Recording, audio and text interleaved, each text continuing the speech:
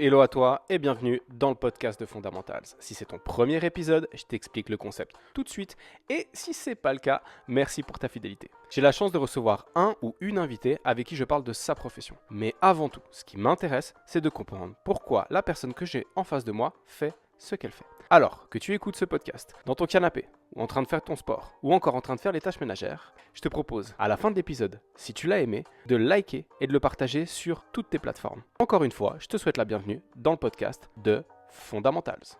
Hello Quentin, bienvenue dans le podcast. Salut Kenza, plaisir d'être là. Merci pour l'invitation. Merci à toi surtout de l'avoir accepté. Quentin, pour les gens qui ne te connaissent pas, dont je fais partie vu qu'on ne s'est rencontré qu'une seule fois et je pense qu'en tout et pour tout, on a dû discuter 22 minutes et 35 secondes, est-ce que tu pourrais te présenter et nous expliquer ce que tu fais? Mhm. Alors en effet, je m'appelle Quentin Galéa. Ma passion, mon obsession, mais surtout mon expertise, c'est l'étude de la causalité. En fait, il y a un champ scientifique qui s'appelle l'inférence causale, qui est l'étude scientifique de la causalité pour démontrer et mesurer statistiquement les liens de cause à effet. Et Ok. en fait, ça, c'est quelque chose qui est central. À la base, j'ai un doctorat en économie. Donc, en économie, c'est un champ qui est assez bien développé parce qu'en général, on veut répondre causalement aux questions. Quels sont les effets d'une politique sur le chômage ou des choses comme ça. Et moi, personnellement, j'ai utilisé, en fait, donc à la base, je faisais surtout de la recherche scientifique. J'ai utilisé ce champ pour répondre à des questions importantes qui n'étaient pas encore répondues aujourd'hui, qui demandait de trouver la causalité, parce que c'était particulièrement important, et où c'était complexe de le démontrer. Par exemple, quel est l'effet d'envoyer des armes en Afrique sur la probabilité de conflit et sur le flux migratoire et sur l'intensité des conflits, qui est bien sûr un problème parce que c'est multidimensionnel, parce qu'il y a des tonnes de facteurs qui sont mélangés, parce qu'on a de la causalité inverse, c'est-à-dire que quand il y a un conflit, on a plus d'armes, on demande plus d'armes, Mhm. et du coup, il y a un peu les conflits et armes qui s'augmentent dans une spirale infernale. Et du coup, de séparer l'effet de export d'armes sur conflit, c'était voilà, une des premières choses sur lesquelles je me suis dédié. J'ai passé presque 7 ans à essayer de résoudre ce problème jusqu'à publier un article. Et ensuite, d'autres questions, par exemple, l'effet des mesures de confinement sur le Covid. Voilà, c'était quelque chose où on avait besoin de réponses rapidement, qui sont extrêmement dures à répondre causalement, parce qu'en fait, au moment où dans un pays, la situation elle est terrible, on met des mesures de confinement. Donc, de nouveau, on a un peu tout qui se mélange, les causes et conséquences, et du coup, il faut pas mal de maths, de stats pour résoudre tout ça. Et évidemment, après ça, en fait, j'ai réalisé surtout de un à quel point c'était important. En Mhm. fait, en naviguant sur le web, en écoutant les débats politiques, en lisant les news, en regardant sur les réseaux sociaux ce qui se passe, en fait, je voyais que ce point de causalité, il est partout. C'est-à-dire que ce soit dans le sport, que ce soit dans notre bonheur personnel. On se dit, est-ce que je vais quitter mon job? Est-ce que ça va me rendre plus heureux ou je vais être misérable parce que je vais être trop stressé à cause de cette incertitude? Ça, c'est Mhm. vraiment cause-conséquence. Est-ce que je peux manger cette pizza à midi si je vais courir ce soir et puis je vais garder mon poids constant sur cette semaine ou pas, c'est la même chose, cause-conséquence. En fait, ces questions causales, elles sont partout. Et du coup, j'ai remarqué à quel point il y avait des comme on dit, les gens qui vont à des conclusions très héroïques sur cette causalité, Mhm. que ce soit vraiment de nouveau dans le débat politique, les populistes qui vont en gros résoudre que tous les problèmes, c'est les migrants. Il s'est fait tromper par sa femme, c'est à cause des migrants. Enfin bref, de toute façon, c'est assez simpliste. Et du coup, bah, comment est-ce qu'on peut rendre ce champ, qui est très niche, en fait, l'inférence causale, très complexe, où il faut des fois des années pour répondre à une question, comment on peut le populariser?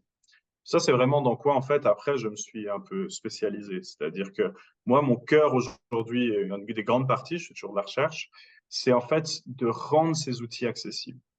J'ai accepté que c'était extrêmement complexe et que si on veut faire les choses bien, il faut 10 ans d'études et 3 ans de recherche sur une question. Et en fait, j'ai accepté que peut-être à cause de cette complexité, ça n'arrivait pas dans les mains de la majeure partie de la population. Et ça, c'était vraiment un gros problème pour l'information, la désinformation et la prise de décision.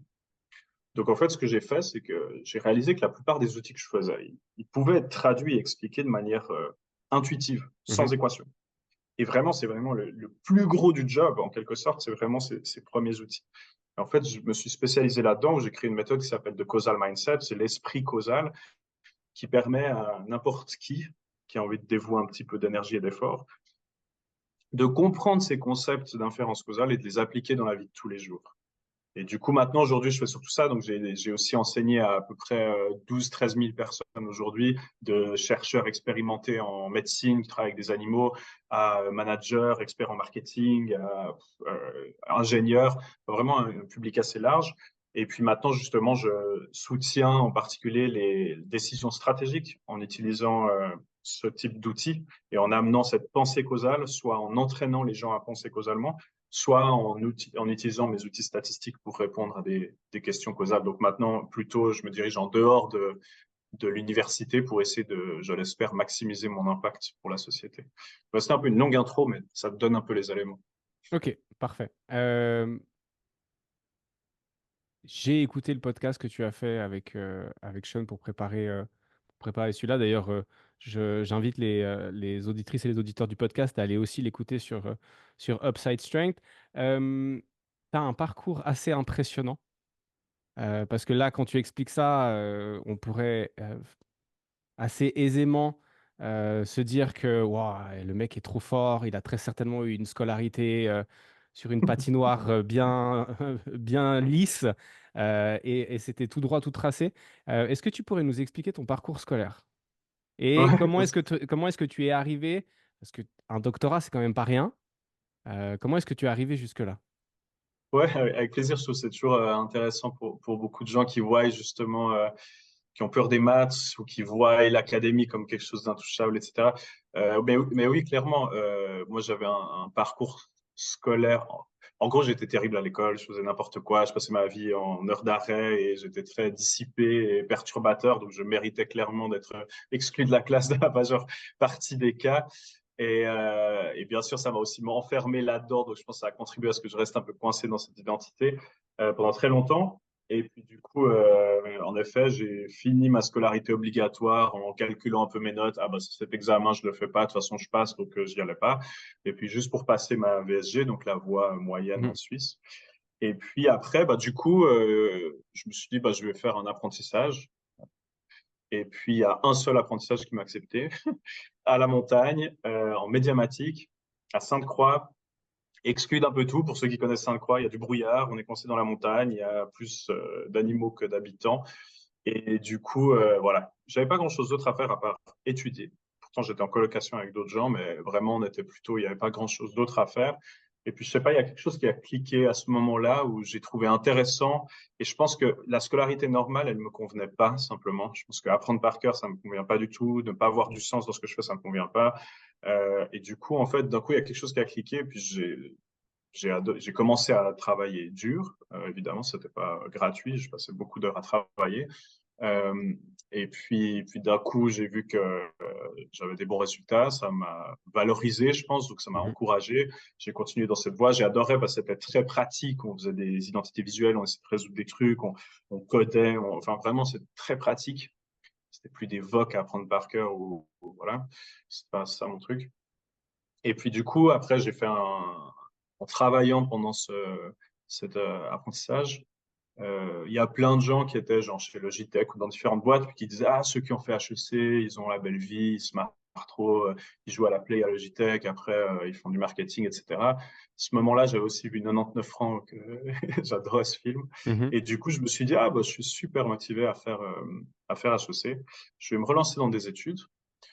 Et puis, j'ai eu la chance de pouvoir le faire. Donc, mes parents me soutiennent financièrement pour que je puisse continuer des études après mon apprentissage. Et puis là, en gros, après Mathieu, etc., je suis arrivé à HEC pour faire du marketing, du management. Et vraiment, en première semestre, je suis tombé amoureux des stats. Ok. Mais vraiment de manière transcendée par la beauté des statistiques et des maths qu'on faisait. Et en fait, ça m'a plus lâché. Il y a vraiment quelque chose qui me transcende, qui me dépasse, où je suis obsédé par le champ de la causalité qui a commencé par ça, par les stats.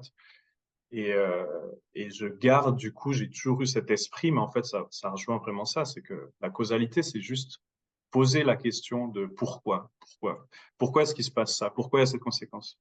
Si on écoute les gens, on passe notre temps à dire euh, euh, parce qu'il y a ça, mais en fait, ou les conséquences à cause de, mais en fait, c'est extrêmement dur d'en être sûr. C'est extrêmement dur de le prouver. Et puis, je pense que cette curiosité incessante que j'ai eue depuis toujours, en fait, était un peu, je l'ai trouvé dans ce champ. On continue de chercher pourquoi et parfois on arrive à trouver la réponse.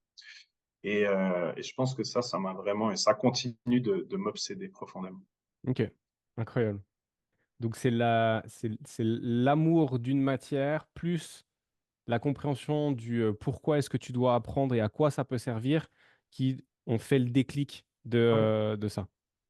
Ouais, je pense qu'il y a vraiment quelque chose, enfin, je vois vraiment beaucoup de beauté dans les stats, dans les maths, de l'élégance, de la clarté, la résolution de problèmes complexes. Et du coup, j'ai toujours trouvé ça attirant, les maths. Et après, justement, ça, comme tu le dis, c'est que c'est quelque chose qui fait du sens tous les jours. Je peux Mhm. utiliser tous les jours ça et parler avec n'importe qui. Je parlais avec ma fille qui a 5 ans et réfléchir à la causalité et faire des expériences avec elle dans le jardin pour savoir est-ce que le glaçon, il va fondre plus vite si on met un couvercle sur ce bocal ou si on l'enlève. Et puis, du coup, des choses comme ça qui m'intéressent. Et vraiment, du coup, ça le rend accessible à tout. Et bien sûr, à des petites questions comme ça, mais comme je le disais avant, à des grandes questions politiques, voilà, à plein de choses, à la science. On entend plein de gens qui disent la recherche a démontré que. Non, mais attends une minute. Quelle recherche, dans quel contexte, comment ça a été fait, est-ce que c'est causal, est-ce que c'est corrélationnel, ça date de quand, ça a été publié où, est-ce que tu as vraiment compris ce qui est écrit dans ce papier? Enfin bref. Et, et du coup, ça, d'essayer de trouver, en fait, c'est un peu une quête aussi de la vérité. C'est Mhm. difficile à définir ce que c'est, mais en gros, c'est ça que je trouve intéressant derrière ce champ. Ok. C'était la raison pour laquelle j'ai trouvé hyper intéressant de t'inviter. Alors premièrement, il y a deux raisons, mais la première, c'est tu es complètement enflammé par ce que tu fais. Et moi, en fait, du moment qu'une personne elle est enflammée par ce qu'elle fait, j'ai envie d'en parler avec elle parce que je trouve que alors déjà de un, c'est communicatif. Mhm. Et étant moi-même enflammé par ce que je fais, bah, en fait, Mhm. ça donne deux personnes enflammées qui discutent. Et je trouve ça cool. La deuxième raison, c'est que dans mon domaine, du coup, qui est le sport et qui inclut l'activité physique, mais aussi l'hygiène de vie, la nutrition, le développement personnel, c'est un package assez global, il y a énormément de gens qui arrivent avec des grandes vérités à imposer aux autres. Mhm. Et du coup, l'idée des questions aussi que je vais te poser par la suite et le pourquoi du comment je t'ai invité toi, quelqu'un qui vient pas de ce domaine-là, c'était pour remettre un peu de clarté là-dedans et permettre aux gens qui vont écouter ce podcast d'avoir un ou deux outils pour développer leur esprit critique et appréhender l'information qu'ils vont recevoir et être capable, je pense, de prendre un petit peu de recul par rapport à ce qu'on leur dit pour pas se laisser influencer. J'ai, avant de parler de ça, euh, d'autres questions à te poser sur le travail que tu fais. On en a un peu parlé en off. Aujourd'hui, comment est-ce que, bon, voilà, tu as une spécialité, un domaine de compétences qui est très précis. Aujourd'hui, comment est-ce que tu vis de ça? Mhm. Alors, jusqu'à présent, enfin, j'ai toujours eu plusieurs activités, que ce soit pendant mes études, je travaillais à côté ou comme ça, j'ai toujours aimé avoir plusieurs choses à la fois. Mais pour la faire courte, jusque-là, j'étais chercheur postdoctoral et chargé de cours. Donc, je continue de faire de la recherche en tant que chercheur senior à l'université, à l'université de Lausanne, à l'EPFL, actuellement, Mhm. et dans une entité qui s'appelle Enterprise for Society, qui est aussi liée à l'IMD, avec le but justement quand même de faire de la recherche qui est utile pour la société, qui a un impact direct et de la connecter à la société, pourquoi j'ai toujours été assez sensible. Et donc ça, c'était le plus gros de mon travail, c'était quand même de la recherche. Une bonne partie, c'est des charges de cours. Donc j'enseigne à l'UNIL, à l'EPFL, à Vilnius, dans une université de management et de marketing. À différents endroits, j'enseigne par exemple à tous les chercheurs in vivo, donc ceux qui font de la recherche médicale avec des animaux en Suisse, Ok. pour leur certification fédérale. Et du coup, voilà, donc un public un peu varié pour la faire court, des ingénieurs, etc. Et donc ça, c'est aussi une grosse partie de mon revenu, c'est de l'enseignement académique et des talks, des séminaires, par exemple pour des incubateurs de start-up ou en dehors. Ça, c'était un peu, et du consulting également pour, par exemple, plutôt technique jusque-là, du consulting technique sur les méthodes statistiques, sur l'inférence causale, pour par exemple des organismes qui font de la recherche médicale, qui veulent commercialiser des devices et qui ont besoin de faire des études avec des patients, des patientes. Donc tout ça, c'est par exemple, je donne des services de consulting là-dessus ou des plateformes de e-commerce qui utilisent du machine learning et qui ont besoin de cette frontière entre causalité et prédiction qu'on a dans le machine learning. Donc tout ça, je donne aussi à côté. Donc ça fait vraiment recherche, enseignement, consulting. Et puis aujourd'hui, voilà, j'ai décidé d'arrêter de faire de la recherche fondamentale, ce qui était le plus gros de mon job, parce que pour de multiples raisons, mais j'ai vraiment envie de contribuer à la société. J'ai l'impression que je le ferais mieux si je réduis cette partie, qui est souvent quelque chose de très long terme, et que je me focalise plus sur de l'éducation, entre autres, et amener ces concepts à un large set de personnes par, de nouveau, l'éducation, mais au-delà de l'université. Et en faisant du conseil, donc je suis aussi, maintenant, j'étais invité à joindre un nouveau petit groupe de advisory. C'est pas vraiment consulting, c'est vraiment consulting a un peu une mauvaise connotation, mais bref, Mhm. de conseils, on va quand même dire, pour le soutien de décisions stratégiques importantes, que ce soit par des CEO dans des grandes compagnies ou politiques. Et du coup, moi, dans cette équipe qui s'appelle Enlighten Advisory, j'amène cette façon de penser la causalité pour soutenir ces décisions stratégiques. Ok. Donc ça sera aussi probablement dans un avenir proche, parce que ça vient de commencer un de mes revenus majeurs. Ok. Très intéressant. Euh, Par rapport à la moyenne d'âge des autres collègues que tu peux avoir qui font la même chose que toi, est-ce que tu es plus ou moins dans la moyenne d'âge ou est-ce que tu es un petit peu plus jeune que les autres ou un petit peu plus âgé? Ça dépend toujours. Le problème, c'est que je pense que on connaît. Le truc, c'est que vraiment ce que je fais, c'est-à-dire que l'inférence causale à l'université. Évidemment, il y a d'autres gens qui font ça. La plupart qui sont connus, du coup, ils ont une plus longue carrière derrière. Donc, ça fait aussi que ceux qui sont connus mondialement, ils sont en général plus âgés. Ça ne veut pas dire qu'il n'y en a pas d'autres qui ont mon âge qui travaillent sur ces questions-là. Après, il y a vraiment le twist que j'amène qui est assez unique et que j'ai vu nulle part d'autre. Alors que je passe ma vie à communiquer avec ces gens qui sont dans ce champ et à lire tout ce qui est possible. C'est-à-dire que l'amener à des gens non techniques, par exemple, c'est vraiment un créneau niche que j'ai vu nulle part. Ok. C'est-à-dire que ça reste souvent dans ce champ très obscur qui est extrêmement technique.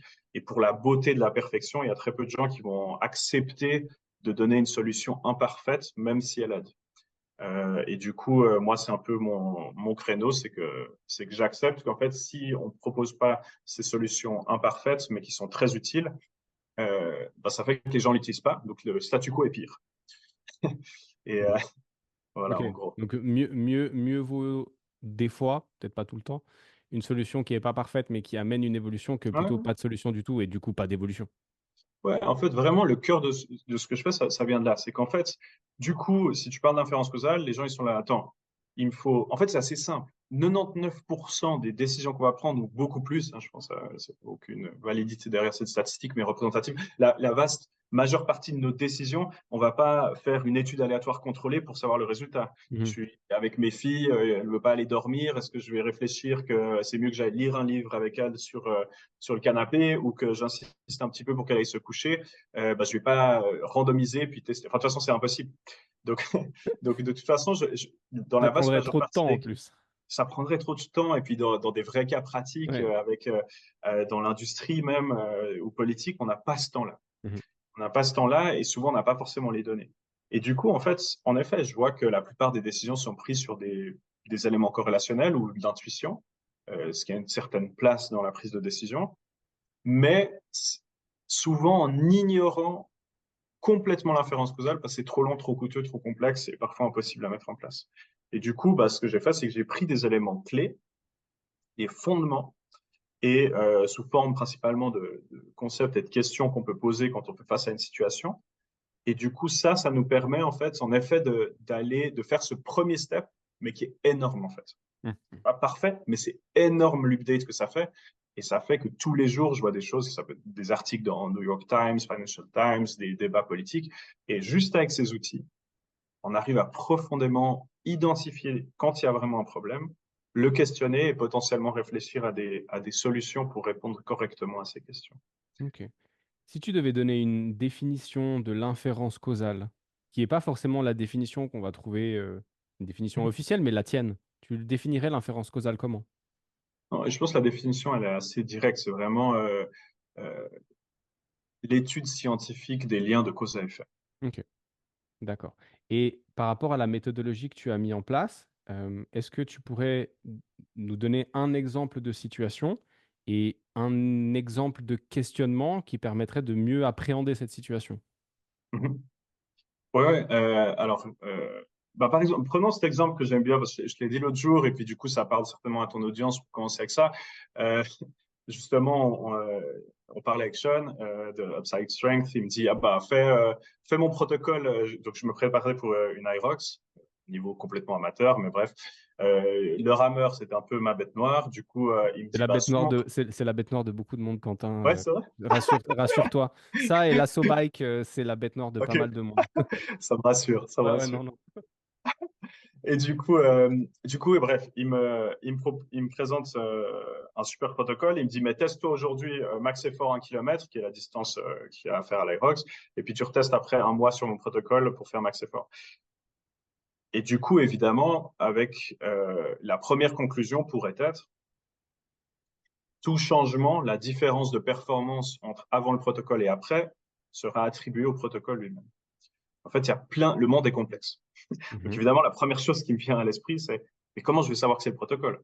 Peut-être que j'aurais mieux dormi, mes filles m'auront laissé dormir, peut-être j'aurais mieux mangé, peut-être que j'aurais fait d'autres types d'exercices à part ce protocole qui ont fait que j'aurais mieux performé, peut-être que j'aurais amélioré mon entraînement en course à ce moment-là qui, par cross-training, aura des impacts sur ma performance en rameur. Et du coup, en fait, évidemment, donc j'ai amené ça à Sean qui adore réfléchir, qui est quelqu'un de brillant et qui évidemment se pose toutes ces questions également. Donc, on a eu des super conversations sur comment voilà, réfléchir à tout ça. Donc, ici, dans cet exemple, bah, la première question, qui est vraiment un des outils clés en inférence causale et puis dans ma méthode, c'est de juste se prendre une seconde de pause et de dire, est-ce qu'il y a quelque chose d'autre? Is there something else?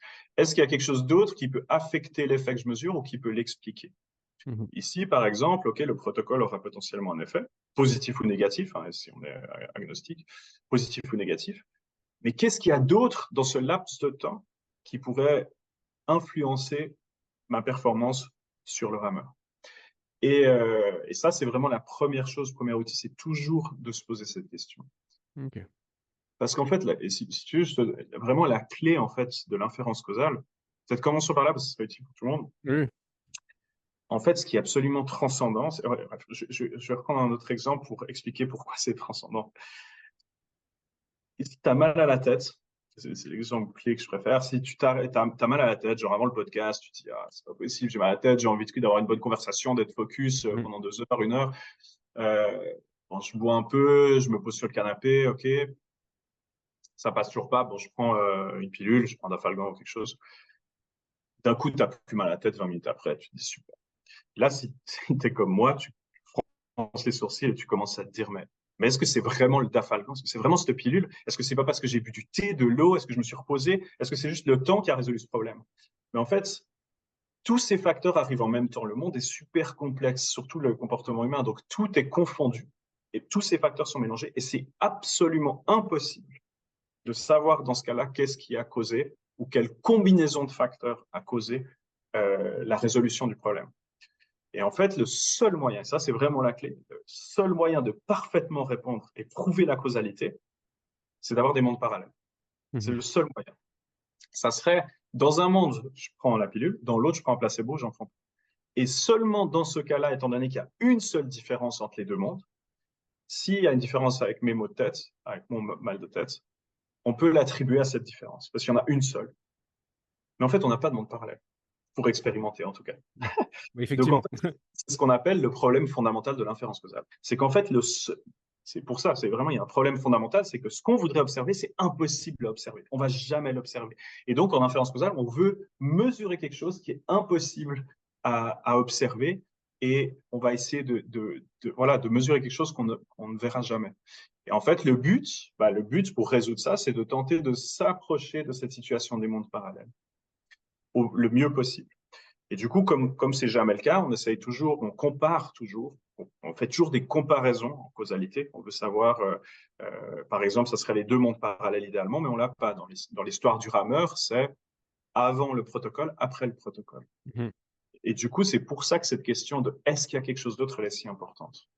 Parce qu'en fait, comme c'est pas des mondes parallèles, de poser la question, qu'est-ce qui est différent entre les deux situations autres que l'attribution au traitement, c'est-à-dire par exemple ici le protocole, ça nous permet d'identifier ce qu'on appelle des facteurs confondants, mais ça nous permet d'identifier les autres choses qui peuvent affecter le résultat. Et du coup, c'est pour ça qu'en fait, on doit toujours se poser cette question. C'est pour ça que c'est aussi important, c'est qu'en fait, on n'a jamais le truc parfait, donc on peut toujours la poser pour identifier des choses plus ou moins sévères. OK.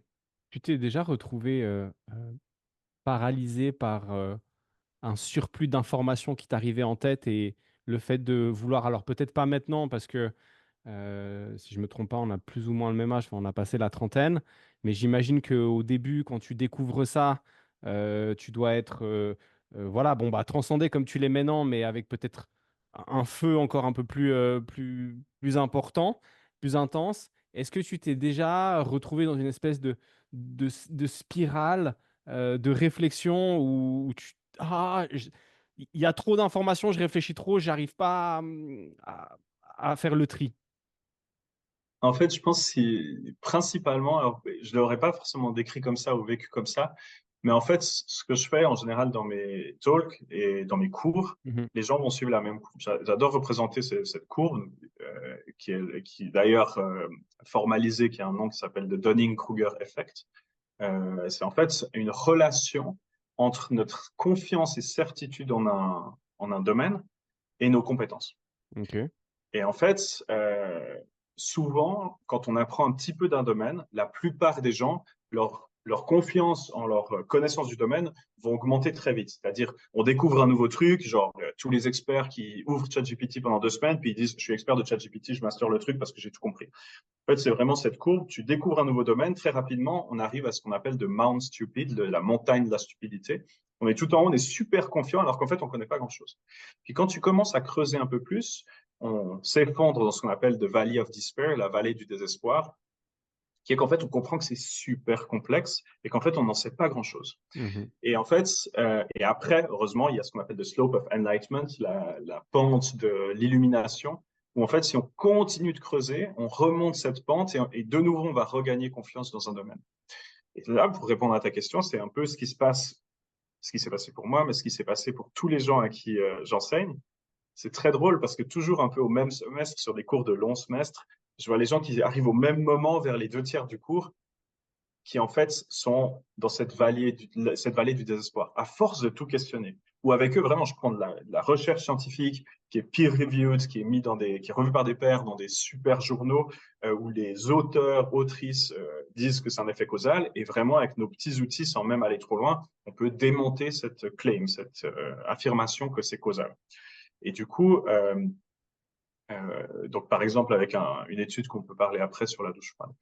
Et, et du coup, en fait, je vois vraiment ce moment où moi j'étais, c'est que je me disais, en fait, et je vois tous les gens du coup, à qui j'enseigne qui arrivent là-dedans, c'est en fait, on pourra jamais prouver la causalité. Mmh. En fait, on va jamais pouvoir le prouver. Il y a toujours quelque chose à dire. On prend de la recherche qui est peer-reviewed, on peut démonter ce qui est publié. Donc, comment après on peut croire quoi que ce soit? Puis on arrive un peu dans cet endroit. C'est vraiment ça, c'est de désespoir. C'est qu'on se dit, en fait, on n'en sait rien. En fait, on n'en sait rien du tout. Et petit à petit, c'est ça, je trouve, la vraie expertise. Certainement que tu expérimentes ça dans ton job aussi, c'est que au bout d'un moment, on accepte typiquement là l'imperfection de notre connaissance. On va pas toujours parfaitement savoir avec exactement au millimètre près, mais on a un bon sens de quand on accepte cette imperfection Mmh.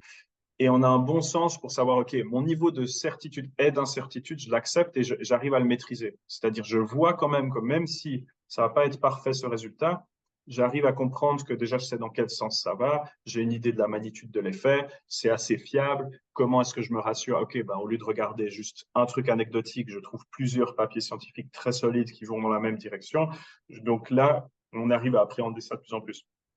Pour la faire courte, c'était plutôt comme ça que ça s'est traduit. C'est au bout d'un moment, tu es un peu perdu parce que tu regardes tout, puis tu te dis on n'en sait rien. Puis petit à petit, ça passe, on passe cette vallée du désespoir. OK. Je t'ai posé la question, comme ça, mais je te rejoins sur le fait que, bon, moi, j'exerce depuis un peu plus de 10 ans maintenant. J'ai objectivement, je pense que j'ai plus de connaissances maintenant qu'il y a 10 ans en arrière.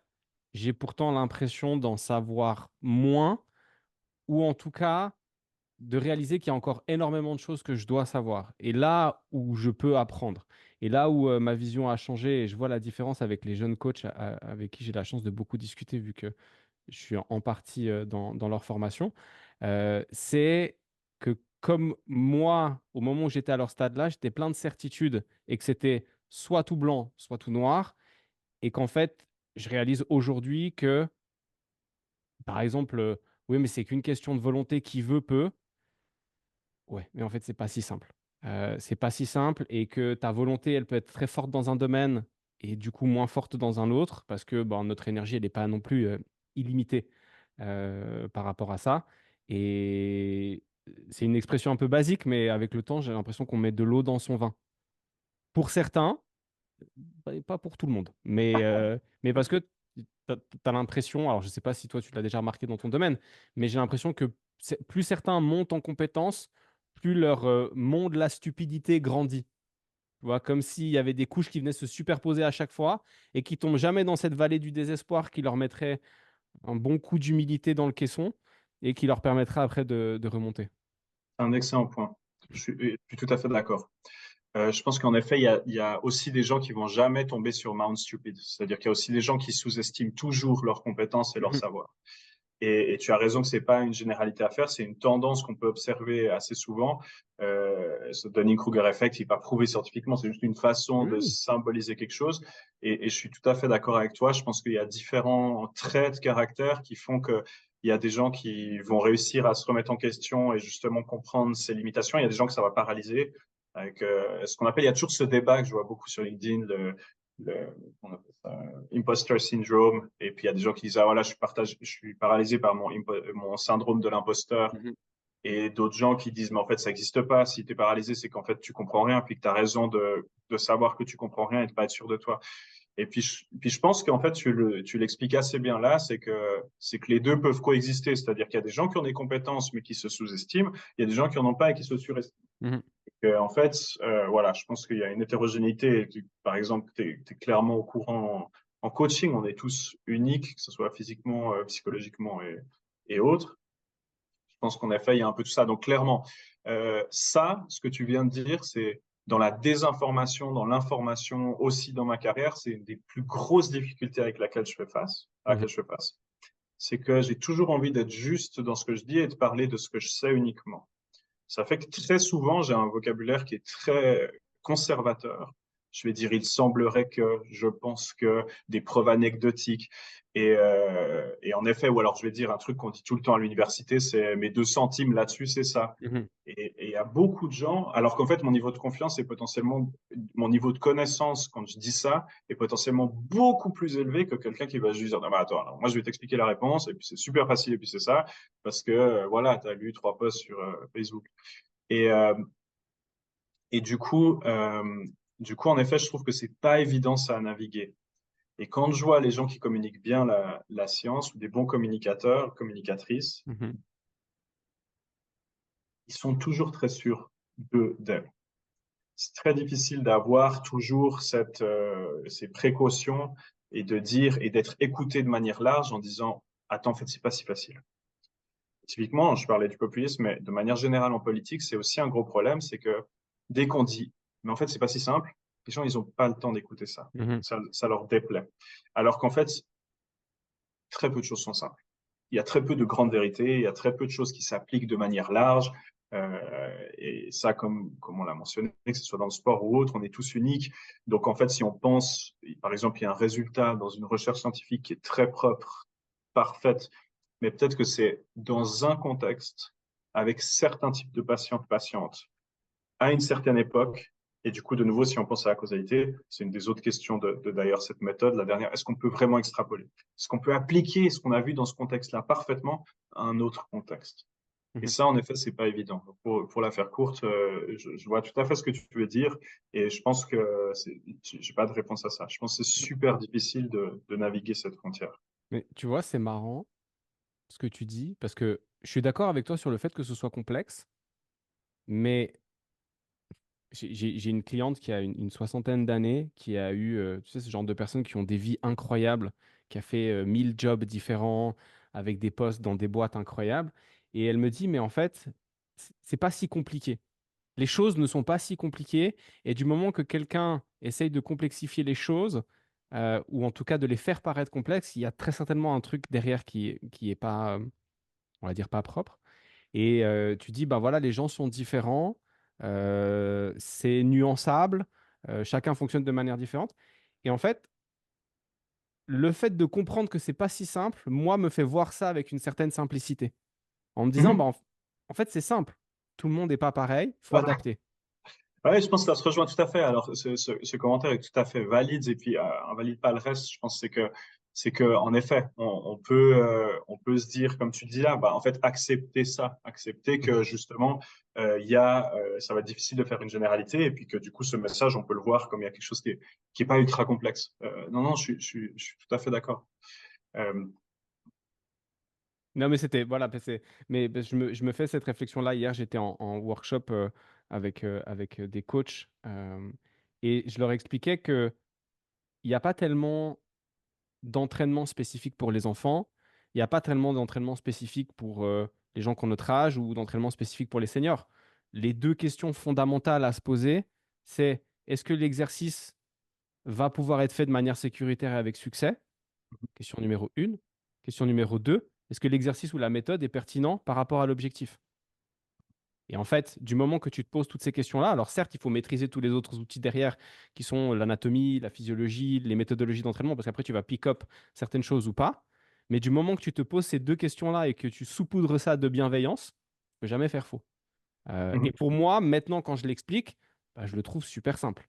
mhm, mhm. Je trouve super simple, mais c'est vrai que des fois, je me rends compte que c'est ok, ok. J'avais pas vu ça comme ça.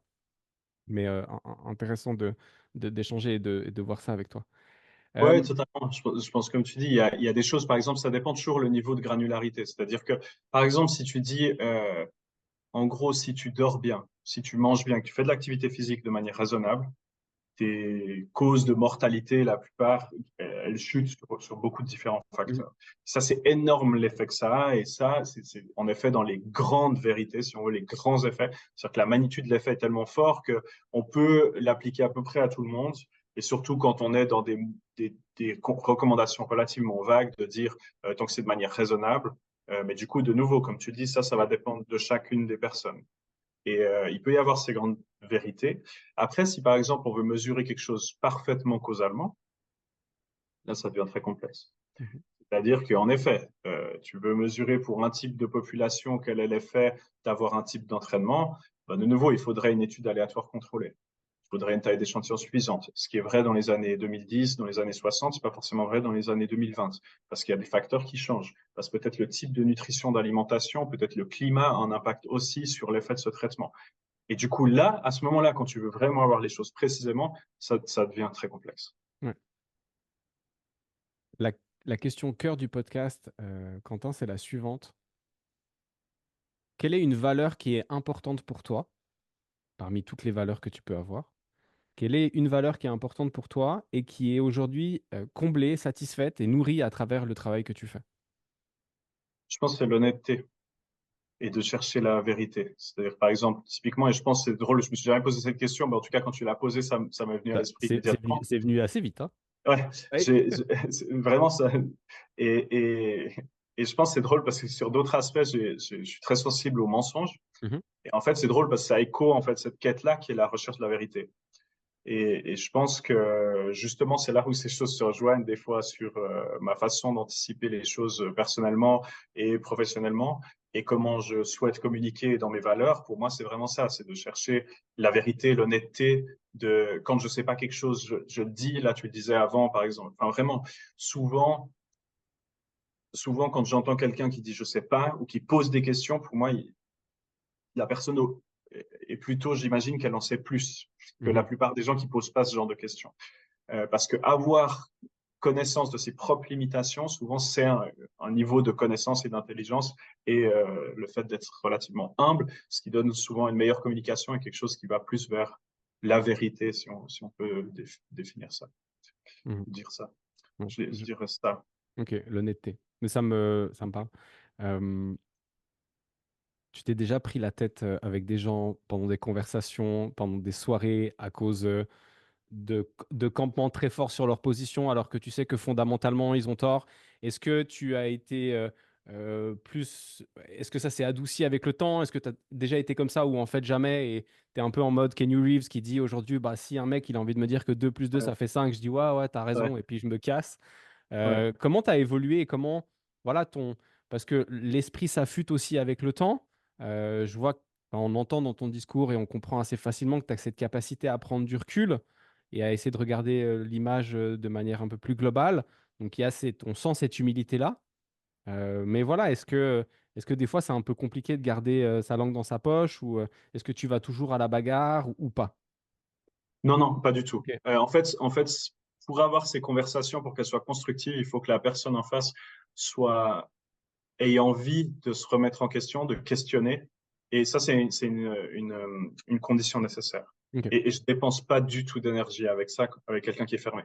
Vraiment, je vais dire, mais 2 plus 2 égale ce que tu veux. Je suis On s'en fout. 100% d'accord. Ouais, ouais, vraiment, fonce. Et je me tourne et je parle à quelqu'un d'autre. OK. Et à moins que, bien sûr, ce soit dans un contexte où peut-être je serais mis professionnellement face à quelqu'un, où ça fait partie de ma mission, où il y a, donc professionnel, ou qui a, je sais pas, une conséquence qui serait importante si j'ignorais ça, si de nouveau quelqu'un divulgue de la désinformation enfin, par exemple, c'est dans un débat, je ne vais pas du tout me comporter comme ça c'est Bien évident. sûr, Si c'est quelque chose, typiquement dans dans le ma vie privé. privée, où j'ai le choix, où il n'y aura pas de conséquences, tu veux croire ça. Évidemment, je pense que le pire, c'était pour moi, c'était le Covid, parce que du coup, tout le monde était expert en stats, tout le monde sortait des chiffres, sortait des effets, des claims de causalité, des affirmations de causalité. Et c'est vrai que là, c'était coûteux d'entendre cette masse de désinformation. En fait, mais je comprends, hein, c'est normal, on a envie de comprendre ce qui se passe. Mais là aussi, ce qui était problématique, c'était avec quelle assurance les gens le disaient. Non, non, mais attends, moi je sais, attends, Alain Berset a dit ça. Non, mais Alain Berset, on lui a donné une feuille, il a appris ce qu'il fallait dire et puis il l'a répété. Est-ce que tu sais comment ces chiffres sont venus, définis? Est-ce que tu les as compris? Est-ce que tu t'en es bien rappelé? Est-ce que c'est pas juste ton biais de confirmation qui fait que tu as entendu 50 fois quelque chose de différent, mais là, tu as envie juste de me rappeler ça? Et c'est vrai que la période Covid était assez épique pour ça. Enfin, plutôt désagréable, je veux dire. Ouais. OK. Et dans le job, est-ce que c'est déjà arrivé que, à la fin d'une formation, à la fin d'une de tes interventions ou à la fin d'un talk d'ailleurs, tu as fait ce qui est dans ma bucket list. Je rêve de faire Mhm. un TED Talk. Et donc, je l'ai regardé aussi. Est-ce que c'est déjà arrivé que des personnes viennent à la fin de la présentation ou du cours vers toi en te disant: «Waouh, là, il y a eu un pouf dans ma tête et ou tu m'as, ouvert une nouvelle manière de voir les choses». Mhm. Pour être tout à fait honnête, ça arrive souvent. OK. C'est-à-dire que vraiment, ce truc de la causalité, et quand tu me donnes 1 heure pour le faire correctement et donner mon talk, l'esprit causal, souvent ça fait ça. Parce qu'en fait, je vais prendre vraiment des exemples de tous les jours, que les Mmh. gens ils sont confrontés tout le temps. Et puis, j'entends toujours, tu vois, avant de commencer, les gens ils sont, ah, mais correlation does not imply causation. Les corrélations n'impliquent pas la causalité. Tout le monde sait ça, tout le monde sait ça. En fait, si tu prends juste 1 seconde pour dire à quelqu'un qui dit tout le monde sait ça, ok, mais est-ce que tu sais pourquoi? Mmh. En fait, tu peux le répéter, correlation does not imply causation. Ok, mais est-ce que tu comprends pourquoi? Et quand, et qu'est-ce que c'est la causalité du coup? Et en général, les gens ne savent pas. Et ces talks répondent à ça et prennent des exemples pour vraiment montrer dans des cadres très variés, de cadres professionnels, de cadres politiques, dans les news, prendre des trucs auxquels ils sont exposés, de dire, regarde, tu regardes cette situation, qu'est-ce que tu en penses? Prends cet outil, qu'est-ce que tu en penses maintenant? Et tu vois justement ce déclic. Et tu vois que les gens, ils pensent et tu peux vraiment rewire, tu peux reconnecter ton cerveau pour comprendre le monde différemment. Et ça marche vraiment, c'est super vaste. Je vois ma femme qui est éducatrice sociale, elle est devenue hyper douée sur ces questions de causalité. Et dans son travail tous les jours, régulièrement, elle me sort des points où il y a quelqu'un qui a dit quelque chose. Et du coup, il n'y a pas besoin d'ouvrir de tableur, de maths, de code. C'est vraiment sans même des données. Il y a quelqu'un qui va dire quelque chose. Elle avait un exemple, c'était une collègue qui dit, ah, les enfants les couches lavables, ça aide à la propreté. Tous les enfants que je connais qui ont des couches lavables plutôt que des couches jetables, ils sont propres beaucoup plus jeunes que les autres. Et là, typiquement, elle a pu dire directement, Mais est-ce que les parents qui achètent des couches lavables, c'est pas des parents qui ont une sensibilité à l'éducation de leurs enfants, qui s'investissent et financièrement et dans le temps sur ces questions et que potentiellement vont accompagner leur enfant plus rapidement à être indépendant et du coup euh, à être propre. Parce que ça les emmerde de laver ses couches. Ouais, alors ça, c'est tout à fait possible. Et d'ailleurs, en effet, tout est multifactoriel. C'est-à-dire que, par exemple, peut-être l'enfant, il a plus d'inconfort dans ses couches, donc peut-être qu'il va plus facilement vouloir s'en débarrasser. Ouais. Mais en fait, ça rejoint ce qu'on disait, c'est que déjà, juste s'arrêter une seconde pour dire, Mhm. est-ce qu'il y a quelque chose d'autre? Puis d'accepter, en fait, on n'aura pas toutes les réponses parfaites, mais déjà ça, de se dire, ah, il y a peut-être plusieurs choses qui jouent un rôle, ça va ouvrir nos œillères et ça va nous permettre d'anticiper le monde et les situations différemment. Et après, de regarder ça, de voir peut-être après, il y a d'autres choses, c'est-à-dire qu'on va pouvoir comparer dans d'autres situations pour voir si c'est valide ou invalider ou valider notre croyance. Mhm. Ok. Je ne pense pas qu'on arrive avec une mission et qu'on ait une mission de vie. Enfin, c'est ma vision, hein, et elle n'engage que moi, mais je te la partage. Et ce qui va amener une question. Évidemment, parce que je balance pas juste ce propos-là pour le balancer. Voilà. Voilà, j'avais juste envie de placer ça. Je pense pas qu'on arrive avec une mission. Je pense qu'on arrive avec un talent ou des talents ou une capacité ou des compétences et qu'on a une responsabilité envers le monde dans lequel on vit, d'essayer d'améliorer grâce à nos compétences notre environnement et le monde dans lequel on vit. Tu as déjà parlé d'honnêteté, donc j'ai une idée de la direction dans laquelle va partir ta réponse, mais à travers ce prisme de on n'a pas une mission mais une responsabilité dans le monde dans lequel on vit, c'est quoi ta responsabilité à toi par rapport à tes compétences? Je pense que c'est vraiment de les partager, d'éduquer, de rendre l'inférence causale plus populaire, Ok. plus mainstream. C'est d'amener ça et en fait d'outiller, parce que je le vois beaucoup à l'université, c'est-à-dire que, pas pour tout le monde, mais il y a un peu quand même cet aspect de la tour d'ivoire, où du coup, il faut pas trop nous déranger. Nous, on fait des trucs obscurs que vous n'allez pas comprendre. Il faut pas trop nous questionner. De toute façon, vous n'avez pas les compétences cognitives pour nous suivre.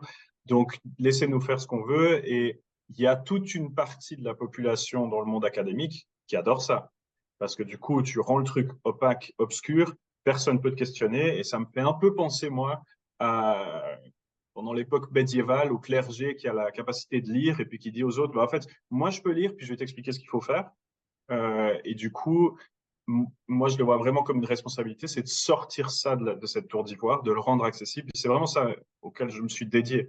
C'est de dire, mais en fait, non. En fait, tous ces gens peuvent apprendre à lire, apprendre ces concepts de causalité. Et en fait, il n'y a pas besoin d'être un expert, une experte pour questionner un expert, une experte. Ok. Ces outils permettent de faire ça. C'est-à-dire que vraiment, je peux montrer des outils. Par exemple, si je prends, je vais l'illustrer avec un autre exemple. Comment ces outils, sans ouvrir quelque chose de mathématique, peuvent aider à questionner un article qui est très bien publié, très bien cité, où la causalité est claimed, proclamée. Mhm. Par exemple, si tu cherches dans un truc en plus qui parle certainement au sport, qui parle certainement à beaucoup de gens, c'est l'effet des douches froides sur la santé. Tu mets Je effet t'écoute. douche froide, cold shower, work, je ne sais plus comment c'est, mais bref, si tu mets juste absentéisme au travail et puis douche froide, tu tombes presque tout le temps sur une recherche. Euh, tout ce matin dans quel journal elle a publié, mais dans un journal décent. Je dirais PNAS. Mais bref, c'est pas très important. Un journal qui est pas mal et qui est assez largement cité. Et je l'ai vu la première fois, j'ai entendu parler de cette étude sur Nat Geo, Mhm. pendant le documentaire avec Chris Hemsworth sur le stress et tout ça. Il y a un expert qui dit voilà les effets de la douche froide, une étude qui a été faite en Hollande avec environ 3000 participants participantes, une étude aléatoire contrôlée, donc de nouveau ils randomisent qui va faire des douches froides, qui va pas faire des douches froides. Il y a 4 groupes en fait, il y en a qui font pas de douche froide, il y en a qui finissent leur douche normale par 30 secondes d'eau froide, des 60 secondes, des 90 secondes. Mais pour faire simple, pas de douche froide, mais douche tous les jours. C'est important dans l'étude quand même. Et du coup, large taille d'échantillon, 3000 personnes environ, je dirais. C'est Euh, grand, 3000 personnes comme c'est échantillon. énorme, Ok. énorme. Ouais, c'est énorme. Il y a plein d'études en médecine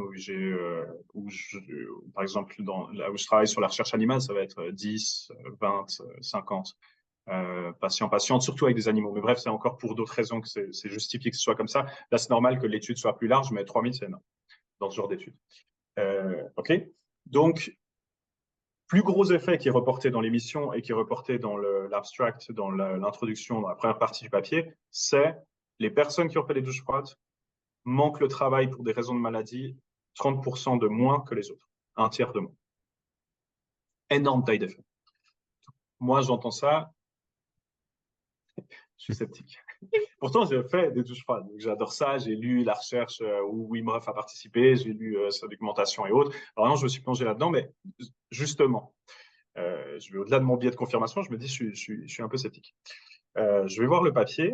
En fait, puis surtout, à force de le faire, bah, les trucs me viennent à l'esprit. Mais là, par exemple, ça, c'est des choses que je prends avec les étudiantes, les étudiants que j'ai en cours.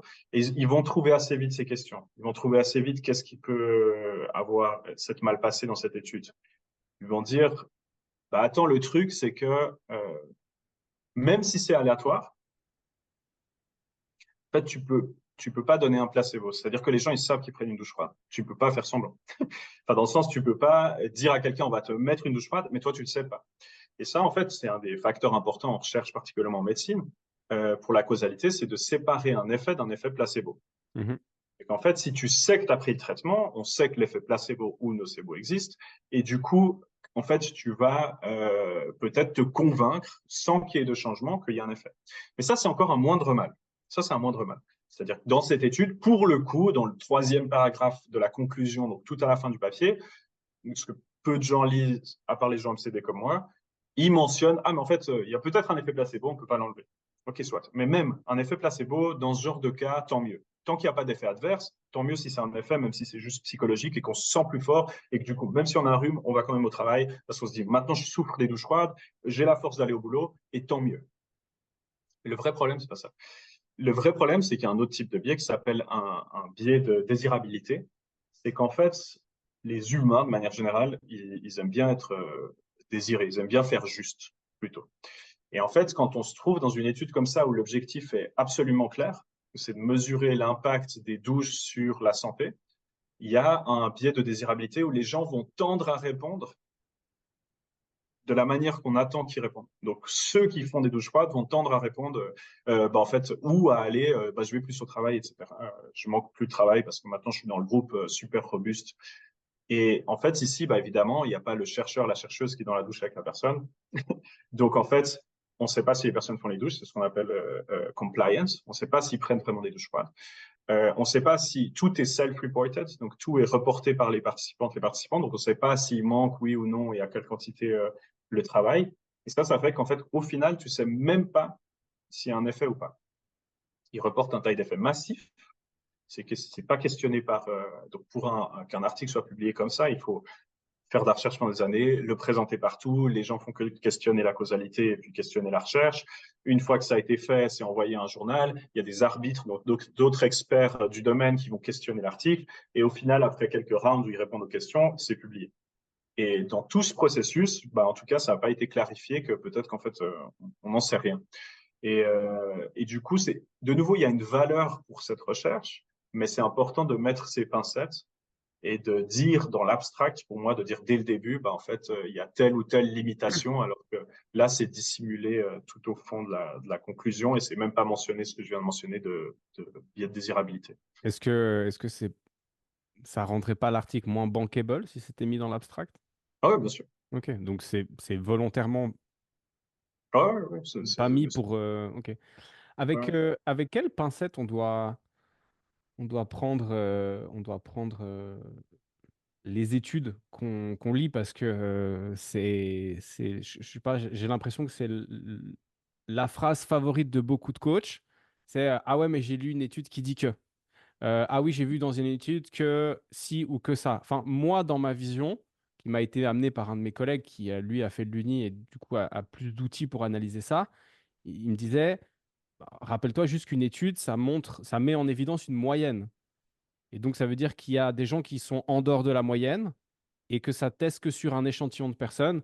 L'exemple, c'est je prends 25 personnes, je prends des marqueurs de santé sur ces 25 personnes, je leur fais manger des lentilles une fois par jour pendant un mois. Bon, les lentilles, c'est que c'est plus ou moins un aliment qui est sain. À la fin, sur ces 25 personnes et sur ces X marqueurs de santé, il y a une amélioration plus ou moins significative sur plus de la moitié du groupe. Et donc, on pourrait conclure que les lentilles sont bonnes pour la santé. Mais si ça se trouve, on va en faire manger à une personne qui n'a pas la flore intestinale pour pouvoir les assimiler, les digérer. Du coup, moi, la question que je me pose, c'est dans un domaine où on aime bien brandir une étude pour dire que ça, c'est bien ou que ça, c'est pas bien, nous, quel est le recul qu'on doit prendre par rapport à ces grandes vérités? Parce que j'ai le sentiment aussi qu'il y a tu parlais du biais de désirabilité, mais est-ce que le biais de désirabilité, il n'est pas non plus manifesté par la personne qui fait l'étude? Elle a envie que son étude soit désirée. Ouais, alors, plein de points par rapport à ça, super important, c'est vraiment une excellente discussion et question. Euh, alors en fait, il faut juste, déjà, pour Mhm. commencer par ton dernier point, en fait, les chercheuses, les chercheurs, c'est des humains. Tout le monde a un agenda et il y a une énorme pression en recherche, ce qu'on appelle publish or perish. Soit tu publies bien et beaucoup, soit tu vas mettre fin à ta carrière. Enfin, plutôt, on va te dégager. Et en fait, c'est une énorme pression pour publier à tout va. Et du coup, ce qui pousse pour la survie de ces chercheuses, ces chercheurs sous énormes pressions où la santé mentale est connue d'être assez déplorable parce qu'il y a beaucoup d'incertitudes et de variabilité dans ce cœur de métier, entre autres comme source de problèmes. Et, et en fait, ça pousse à manipuler, à tourner les données. Enfin, vraiment, si tu me donnes pratiquement n'importe quel jeu de données, on dit, hein, pour un expert, torture the data enough and they will confess anything, tu peux torturer suffisamment les données et elles vont avouer n'importe quoi. Personnellement, tu me donnes n'importe quel jeu de données, je vais pouvoir certainement te trouver les deux effets. Si je Mhm. triture assez les données, trouver un effet positif, un effet négatif.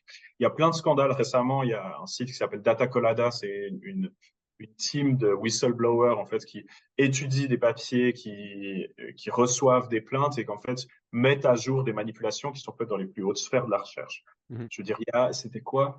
C'était l'amyloïde bêta, c'était pour Alzheimer. 10 ans de recherche qui sont fondées, donc peut-être des centaines de millions de recherches médicales qui sont fondées sur un papier que la personne avait manipulé les images complètement. Et ça a donné une recherche d'hypothèse, une décennie plus ou moins de recherche dans une direction, sauf erreur, qui était plus ou moins erronée et basée sur ces faux résultats. Une autre chercheuse extrêmement connue qui était à Harvard Business School, qui du coup s'était fait des mises, et qui avait manipulé ouvertement les deux, enfin dans le sens qui avait changé dans Excel les valeurs de ses études aléatoires contrôlées pour que ça matche son narratif et qu'elle puisse publier. Et c'est tellement extrême, cet exemple est assez intéressant parce qu'en fait, la recherche qu'elle faisait, fait de l'étude du comportementalisme, c'était sur l'honnêteté. En Oh fait, la merde. question de recherche, c'était est-ce que quand on remplit un formulaire d'honnêteté à la fin ou au début, est-ce qu'il y a un impact si on signe au début? Parce qu'en fait, tu as déjà signé avant de lire le formulaire et de répondre. Et du coup, elle voulait montrer ce résultat qui était, voilà, soi-disant intéressant et à manipuler vraiment les données. Et tu vois de quelle manière, parce qu'ils ont réussi à retrouver après, elle a déplacé simplement des observations pour que ça augmente la taille des faits et qu'elle ait une énorme taille des faits. Donc, premier point, c'est que la recherche est imparfaite, il y a des humains derrière. Des fois, il y a des erreurs, juste des erreurs qui existent. Il y a des papiers qui sont retirés tout le temps. C'est la première chose. Donc, même si c'est de la recherche scientifique, il faut la questionner. Le deuxième point, c'est qu'il y a de la recherche de mauvaise qualité. C'est-à-dire, en fait, il y a des centaines, des milliers de journaux scientifiques et qu'il y en a qui publient du n'importe quoi, qui sont juste là pour publier. Et ça, c'est sûr que c'est très difficile pour n'importe qui de l'appréhender. Mais déjà, si on veut donner des outils ou des compréhensions pour tout le monde, si c'est un bon journal, ça tend à augmenter la qualité. Alors, il y a des gens qui vont me dire oui, non, parce qu'il y a des études qui ont montré que les papiers dans Nature ou comme ça, justement, ils veulent le buzz et puis que c'est pas les meilleurs papiers. Par rapport à l'univers des papiers, si le papier est bien publié dans un journal réputé, c'est en général un très bon signal Ok. comparé à ce qui existe très large. Ça c'est le premier truc. Donc, en fait, si tu dis j'ai vu une étude, ça dépend complètement quelle étude, quelle est sa qualité. Ça peut être une étude pourrie Mhm. et par des chercheurs, des chercheuses qui n'ont rien compris, vraiment. Et surtout, en fait, il faut vraiment imaginer ça comme ma spécialité, c'est les statistiques, l'inférence causale, mais les stats. En fait, il y a plein de gens qui font de la recherche scientifique, c'est pas des statisticiens, des statisticiennes. Mhm. Donc, en fait, il y a plein d'erreurs dans ce que tu dis avant. C'est intéressant parce que sans savoir l'étude, par exemple, le premier truc que je regarderais, c'est que si tu as une taille d'échantillon de 25 ou une taille d'échantillon d'environ de 25 et puis que tu as 25 ou 40 marqueurs, il y a un énorme risque de faux positif. C'est-à-dire, quand tu fais des stats, en général, tu acceptes un risque de faux positif de 5%. C'est ce qu'on Alors appelle là, pour le coup, mon exemple, l'alpha. c'est pas du tout une étude. C'est juste une étude qui a été faite. C'est juste un exemple de ce qui pourrait être fait et de Ouais, conclusions ouais, qui pourraient être amenées. ouais. Alors, dans le cas, pour le coup, ça peut être quelque chose qui est aussi des fois publié, c'est qu'en fait, il peut y avoir ce risque de faux positif qui n'est pas contrôlé. En fait, si tu testes 5, en fait, en général, pour une hypothèse, on accepte en science 5% de risque de faux positif, ce qu'on Mhm. appelle alpha. Et en fait, si tu testes 10 hypothèses, ou si tu testes, en gros, si tu testes 100 hypothèses, ça veut dire que tu en as 5 qui seront rejetées, mais qui seront, où tu vas dire qu'il y a un effet alors qu'il n'y en a pas. Mhm. Ça, c'est juste par les probabilités. C'est, en général, en moyenne, tu peux t'attendre à ça. Donc, en fait, plus tu testes d'hypothèses, plus tu as des risques de trouver des choses qui ne sont pas là, mais par chance, si tu veux, tu trouves un faux positif. Et en fait, ça fait que de nouveau, si tu es malhonnête, tu testes juste un tas tu fais un tas de tests d'hypothèses, après tu cherry pick, tu gardes juste celles qui ont fonctionné, puis tu montres ces résultats. Et ce qui évidemment peut arriver aussi. Donc ça, c'est un autre gros problème. Mais du coup, il faut presque être statisticienne pour comprendre ces subtilités, si ça a été contrôlé dans l'étude ou pas. Donc ça, c'est le premier point. Ensuite, tu as mentionné autre chose, tu as dit euh, dans une étude, c'est un effet moyen. Alors, alors oui, oui, oui et non. Mais vraiment, c'est un super point, hein. C'est un Mhm. super point qui est soulevé. Vraiment, excellent point. Et en gros, je le dirais, je vais aller exactement sur qu'est-ce que c'est la moyenne et sa limitation dans un instant. Moi, je suis pour, hein, si tu me dis c'est pas juste et comme ça, j'apprends un nouveau truc. Donc, vas-y, hein. Non, non, c'est excellent. C'est vraiment tout à fait juste qu'il faut questionner la moyenne. J'adore ça. C'est dans mes cours. Ça paraît stupide, mais souvent, je passe beaucoup de temps à juste parler de la moyenne. Mhm. Qu'est-ce que ça dit? Qu'est-ce que ça dit pas? C'est énorme. C'est la statistique qu'on utilise le plus. Et en gros, en effet, une étude scientifique, acceptons maintenant qu'elle a été parfaitement faite. Statistiquement, sur l'inférence causale, elle est très bien publiée, elle a été parfaitement faite. Cette étude, souvent, elle est dans un contexte, à un moment donné, avec une population précise. Plus la population est homogène, plus les individus dans la population d'une étude sont homogènes, se ressemblent, plus on peut avoir une petite taille d'échantillon. Ça va être Mhm. plus facile, il y a moins de bruit, il y a moins de variabilité indésirable. Donc en fait, plus c'est homogène, plus tu trouves le signal. Donc il y a beaucoup, vu qu'une plus grande taille d'échantillon, c'est des coûts. En général, en recherche, on aime bien avoir, on a les fonds pour avoir quelque chose qui est plutôt homogène. Et ça, évidemment, ça crée un problème. Avant même de parler de l'effet moyen, ça a créé un problème sur la capacité à extrapoler. Si tu veux, en recherche médicale, la vaste majeure partie de la recherche médicale est faite sur des rats et des souris, qui sont Mhm. en fait pas n'importe quel rat et souris. Ça s'appelle inbred strains of rats, aux mice. C'est qu'en fait, c'est sur 30 générations, c'est vraiment ils sont inbred, c'est-à-dire qu'ils sont reproduits sur les mêmes. Et en fait, leur code génétique est pratiquement identique. Donc là, en fait, le but de faire ça, c'est les mondes parallèles. C'est Mhm. ce qu'on discutait avant. Le but, c'est qu'on ne peut pas avoir le même rat au même moment qui va avoir le traitement et pas le traitement, mais on va essayer de répliquer ça en ayant pratiquement des clones. C'est pratiquement les mêmes rats dans les deux groupes, sauf qu'il y en a qui reçoivent le traitement, il y en a qui ne reçoivent pas le traitement, et ça, c'est aléatoire. Et ils ont eu la même vie dans les cages, ils ont même pratiquement le même code génétique, ils sont pratiquement très proches des mondes parallèles. Le problème, c'est que ça permet d'avoir ce qu'on appelle une validité interne très forte. On arrive à très bien voir l'effet causal dans l'étude, mais ça, la validité externe, la capacité à extrapoler au-delà de l'étude s'effondre. Ça va être difficile d'extrapoler à d'autres souris. Ça va être difficile d'extrapoler aux humains. Évidemment, c'est un peu plus subtil que ça. Il y a par exemple certaines espèces où on sait que les conclusions sur le foie de ces études pour telle espèce peuvent s'extrapoler plus ou moins bien à l'humain, etc. Donc, c'est évidemment pas complètement Mhm. aveugle quand on fait ça en recherche, mais quand même, ça met une difficulté. Et des fois, au-delà de ça, c'est que peut-être il y a quelqu'un dans ton domaine qui va dire, j'ai vu une étude qui montre, voilà, qu'il y a tel effet, mais avec quelle population? Ça dépend. Est-ce que c'est des athlètes? Est-ce que ça va peut-être différer des gens lambda que tu as peut-être en coaching? Est-ce que c'est des athlètes dans un pays du Nord? Et en fait, comment est-ce que ça va pouvoir être extrapolé à une population peut-être en Afrique? Mhm. Et du coup, c'est vraiment où on sait qu'il y a des métabolismes, des choses qui vont être différentes dans le corps. Donc, en effet, ça, en fait, dans ma méthode, c'est vraiment la dernière question qu'on utilise toujours, c'est est-ce qu'on peut extrapoler? C'est toujours, même si on accepte cette preuve, parce que la dernière, en général, c'est ce qu'on veut. Mhm. En général, c'est une première pièce, c'est qu'on veut savoir si c'est causal. Et la deuxième, on veut savoir si c'est causal pour l'appliquer à un autre contexte ou une décision future. Et en fait, ça, c'est toujours valide de le questionner. De dire, OK, où est-ce que c'est. Et principalement, c'est toujours de se dire où et quand. Ça aide déjà pas mal. Et après, ça nous permet d'identifier les différences avec le contexte dans lequel on veut l'appliquer. Et de réfléchir avec notre compétence, avec ton expertise, quand je parle aux chercheurs en recherche médicale, leur expertise aussi, ton expertise en coaching, en sport, comment est-ce qu'il y a quelque chose qui va faire que l'effet va être potentiellement différent entre hommes et femmes ici, ou pas?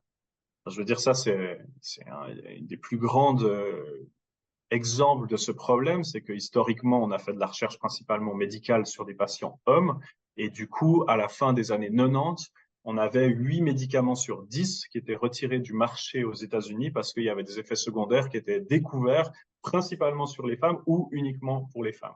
En fait, évidemment, si tu as tout le temps testé sur un type de population, eh ben, surprise. Donc ça, c'est un exemple pour dire que même en recherche médicale, on a ce problème, on a encore ce problème aujourd'hui, que je passe mon temps dans mes cours justement à rappeler, c'est cette diversité qui est importante. Ça, c'est sur la capacité d'extrapoler.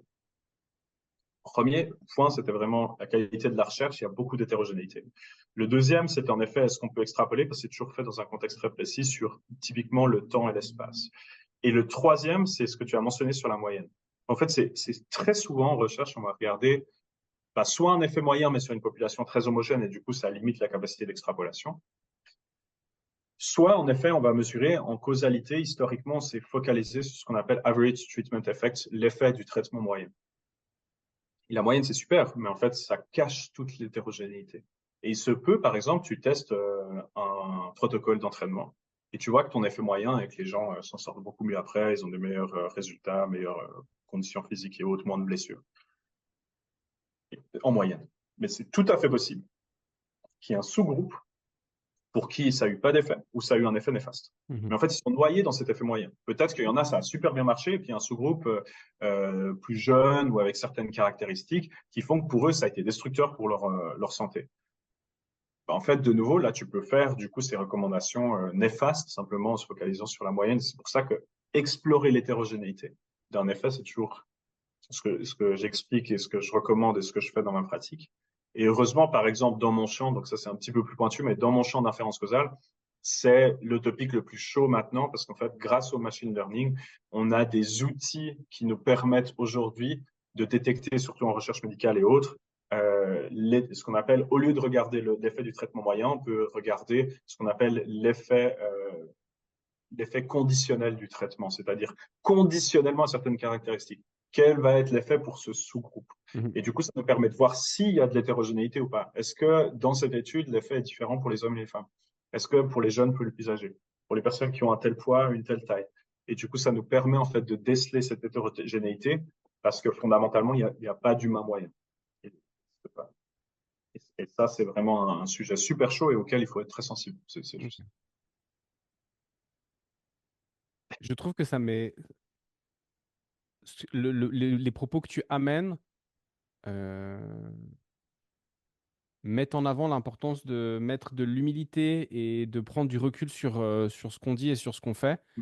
Et en fait, le fait d'avoir écouté les différentes vidéos que tu as fait sur YouTube, le podcast et toutes ces choses-là, ça m'a permis en fait de mettre à jour un truc que je comprenais pas forcément, mais qui me dérangeait chez les autres coachs. Donc moi, je fais de l'accompagnement business et du mentorat pour les coachs. Et j'ai toujours été dérangé par les coachs qui abordaient la chose de la manière suivante. Moi, j'ai fait et je vais vous dire ce que j'ai fait. Moi, j'ai fait, ça a marché. Et donc, en fait, je ne vais pas vous dire ce que vous devez faire ou ce que vous pourriez faire ou les possibilités qui vous sont offertes, mais je vais vous dire ce que j'ai fait. Sous-entendu, j'ai fait, ça a marché. Tu vas faire, ça va marcher. Ce qui, moi, m'a amené à te poser la question que je vais te poser maintenant, et donc on pourra parler de ça. C'est quoi la différence entre causalité et corrélation, et comment ça influence notre manière de penser et notre manière d'appréhender le monde?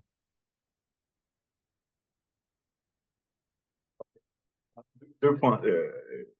Le premier, c'est en fait ce que tu dis, c'est dans la prise de décision, c'est un des plus. Je dirais, il y a les deux biais les plus violents auxquels on fait tous face. Le premier, c'est le biais de confirmation. C'est-à-dire qu'on a tendance à se rappeler de l'information, à sélectionner l'information, à regarder de l'information qui confirme nos croyances préliminaires. C'est-à-dire que si on pense que telle méthode, si on pense qu'un régime carnivore c'est bien, on va avoir tendance à garder que les preuves qui soutiennent ça et à ignorer les autres et à les questionner beaucoup plus vigoureusement que ce qui confirme notre prior belief, nos croyances préliminaires. C'est le biais de confirmation. L'autre qui est lié à, ça c'est un qu'on a tous, et du coup qui a différentes manières de tenter de l'atténuer, mais c'est vraiment quelque chose qu'on est tous sujets à ce biais de confirmation. Et l'autre qui est exactement ce que tu as mentionné, et ce qui est vraiment un red flag, je dirais, pour moi, c'est vraiment le red flag numéro 1, c'est quand quelqu'un dit ça. Ça a marché pour moi, c'est du coup. En fait, il y a 2 problèmes avec ça. De un, c'est une taille d'échantillon de 1. Du coup, tu peux pas tirer des grandes conclusions sur ça. La deuxième, c'est ce qu'on appelle outcome bias. C'est le biais du résultat. Et en fait, ça, c'est dans la prise de décision, c'est le biais numéro 1 à connaître. C'est qu'un bon résultat, on peut arriver à un bon résultat avec une mauvaise décision. Et en fait, ça paraît bizarre hein, comme ça, dit, mais il y a plein d'exemples, tout bête. Commençons par des trucs tout bêtes. Les gens qui disent, peut-être tu as déjà entendu, mon grand-père, il a fumé toute sa vie, ou ma grand-mère, l'a fumé toute sa vie, puis ils sont morts 95 ans, en pleine forme, ils étaient dans leur jardin, et puis ils se sont endormis. Peut-être c'est pas si mortel de fumer. En fait, de nouveau, c'est un biais du résultat, parce qu'ici, c'est des données qui sont pas représentatives, qui sont uniques, et par les probabilités, en fait, c'est lié à l'incertitude. Par les probabilités, tu vas trouver des gens qui ont fait des mauvais choix et puis qui ont eu de la chance. Par exemple, je discutais aussi avec des amis une fois. Ils disaient, ah ben voilà, pour leur mariage, il y a des gens qui ont dit, ne nous offrez pas des sous ou de la vaisselle ou autre, offrez-nous des billets de rento. Et puis, ils ont tous offert des billets de rento et puis ils ont gagné, je sais pas s'ils en ont eu plusieurs, mais en tout cas, au final, ils ont gagné des sous et puis pour toute leur vie, ils ont 3000 francs peut-être, ou je sais plus, je connais pas exactement les règles, mais un truc non négligeable. Et du coup, ça, de nouveau, c'est-à-dire que fondamentalement, si tu regardes les probabilités, c'est une mauvaise décision. Quelqu'un qui conduit, qui met pas la ceinture, puis qui dit « Ah, mais j'ai jamais rien eu », ouais, mais c'est une mauvaise décision. Tu regardes le risque sur la route quand tu prends une population plus large, représentative, c'est une mauvaise décision. De manière générale, tu vas finir avec un outcome qui est plus mauvais. Donc, de dire, pour moi, ça a marché, et donc, c'est le truc principal que tu vois sur LinkedIn, est-ce que les gens, voilà, ils voient qu'il y a tel coach qui a des plaques de choc, du coup, ça va être quelqu'un qui va être bon pour que toi, tu aies tes plaques de choc. Bah, c'est de nouveau cette capacité à extrapoler, c'est que peut-être qu'il y a des choses déjà très idiosyncratiques, donc très uniques par rapport à cette personne qui font que, plus que des fois, des mauvaises décisions amènent à des bons résultats. Tu vois sur LinkedIn, il faut quitter high school, il faut quitter le gymnase et tout ça, parce qu'il y a toutes ces personnes brillantes qui n'ont pas fait de gymnase, je suis pas sûr, mais imaginons Steve Jobs et tout ça, je suis pas sûr, Mark Zuckerberg. Bah de nouveau, c'est un biais, c'est vraiment ce biais du résultat. De manière générale, ça va pas servir les gens, mais pour que une poignée de personnes très brillantes pour qui ils ont pas eu besoin de ça pour complètement exploser, et peut-être même ça a contribué parce que ça les a enrichis dans leur créativité, bah, ça a marché. Mais de nouveau, est-ce qu'on peut extrapoler à d'autres gens? Bah, pas forcément. Ça, c'était la première partie. Tu vas demander corrélation, causalité. Oui, la différence, la différence entre les deux, parce que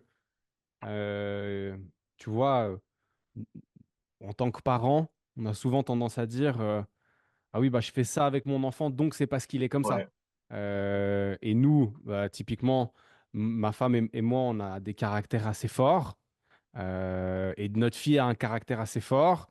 Et on dit, bah, c'est parce qu'on a un caractère assez fort que notre fille a un caractère assez fort. Et depuis la discussion qu'on a eue ensemble il y a un mois en arrière, bah, je réalise qu'il y a plein de choses que je dis comme ça dans le quotidien, pas tellement dans le boulot, parce qu'avec le boulot, j'arrive à prendre du recul, mais où en fait, c'est pas de la causalité, selon moi, c'est plus de la corrélation. Mais je ne sais pas si j'ai la bonne définition de l'un et de l'autre.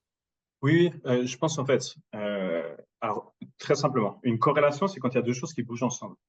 Par exemple, une corrélation, c'est si tu regardes dehors et que tu vois que les gens, ils ont des lunettes de soleil, c'est qu'il fait beau. Si tu regardes dehors et que les gens, ils ont des bonnets, des écharpes, c'est qu'il fait froid. Et du coup, là, il y a un lien de causalité de froid à mettre une écharpe, par exemple. Mais ce lien de causalité, il est important de le comprendre. Parce que si tu le comprends pas, en fait, tu vas dire, il faut que tout le monde sorte dans la rue et mette des lunettes de soleil, puis il va se mettre à faire beau.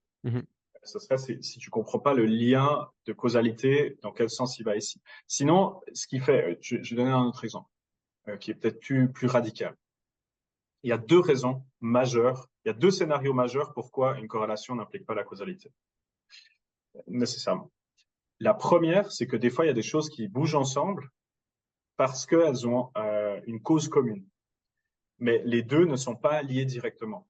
Par exemple, tu regardes le nombre d'attaques de requins vers une plage en Australie et le nombre de glaces consommées, il y a une corrélation positive. Euh, mais en fait, c'est pas parce que tu arrêtes de vendre des glaces que les gens vont plus se faire manger par les requins.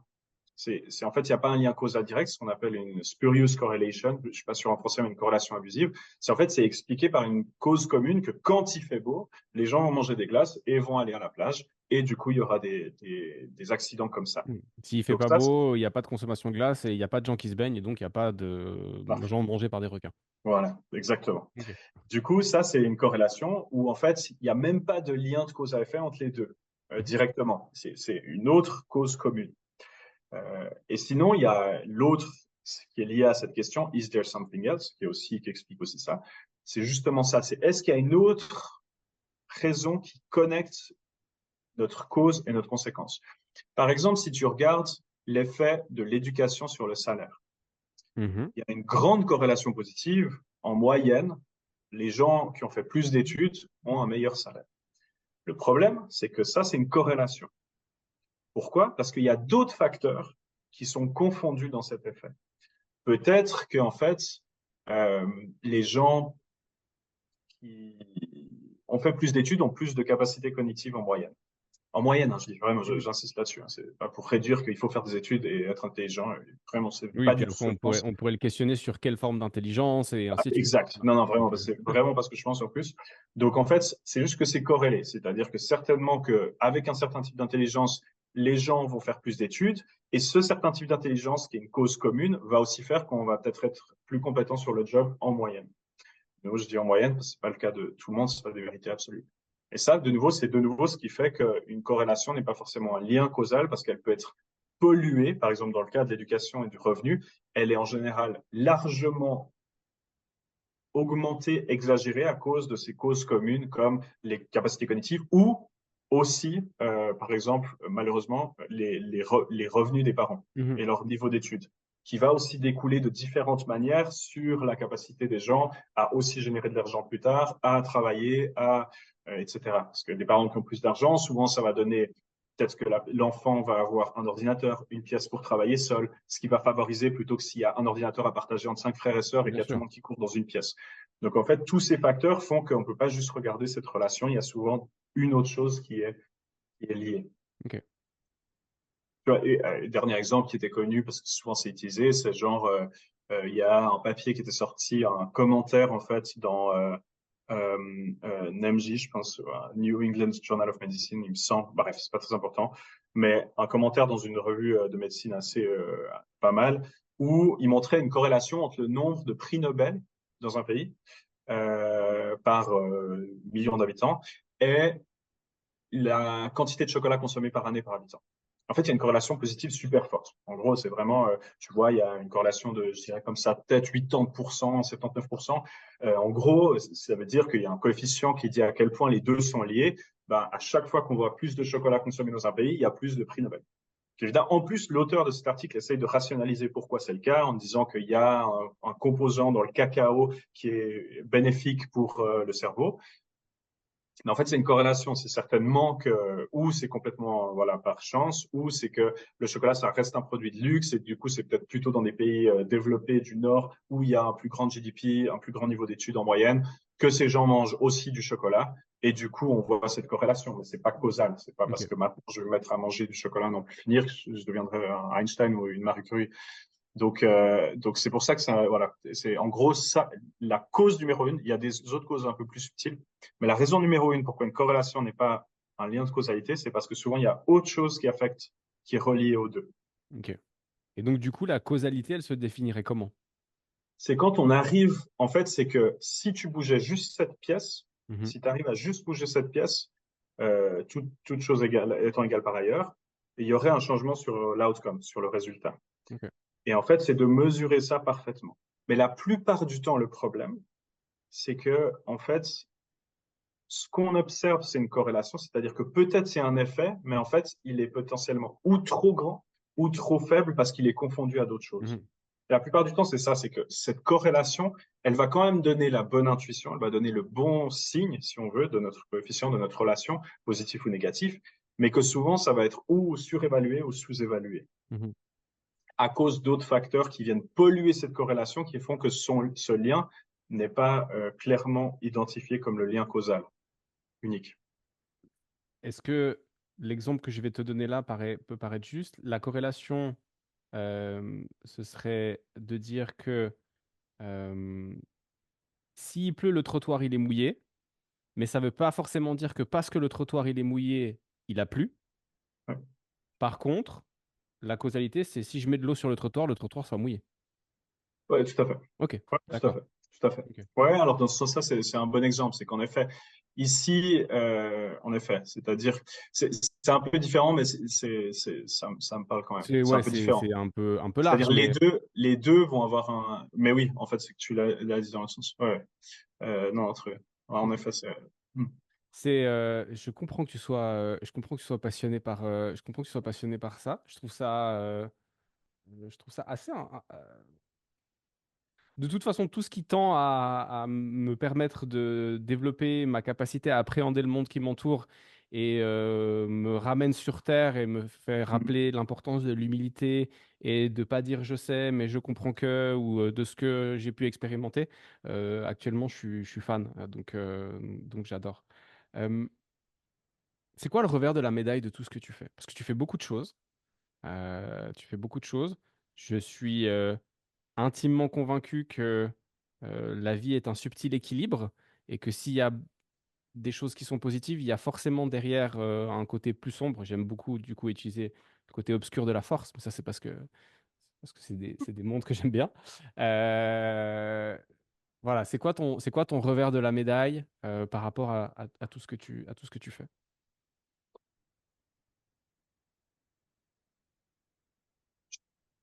Alors, il y a un peu la réponse facile, c'est dans le sens, ça m'est arrivé d'être en burn-out, d'avoir de trop travaillé, ce qui Mhm. est le cas. Hein.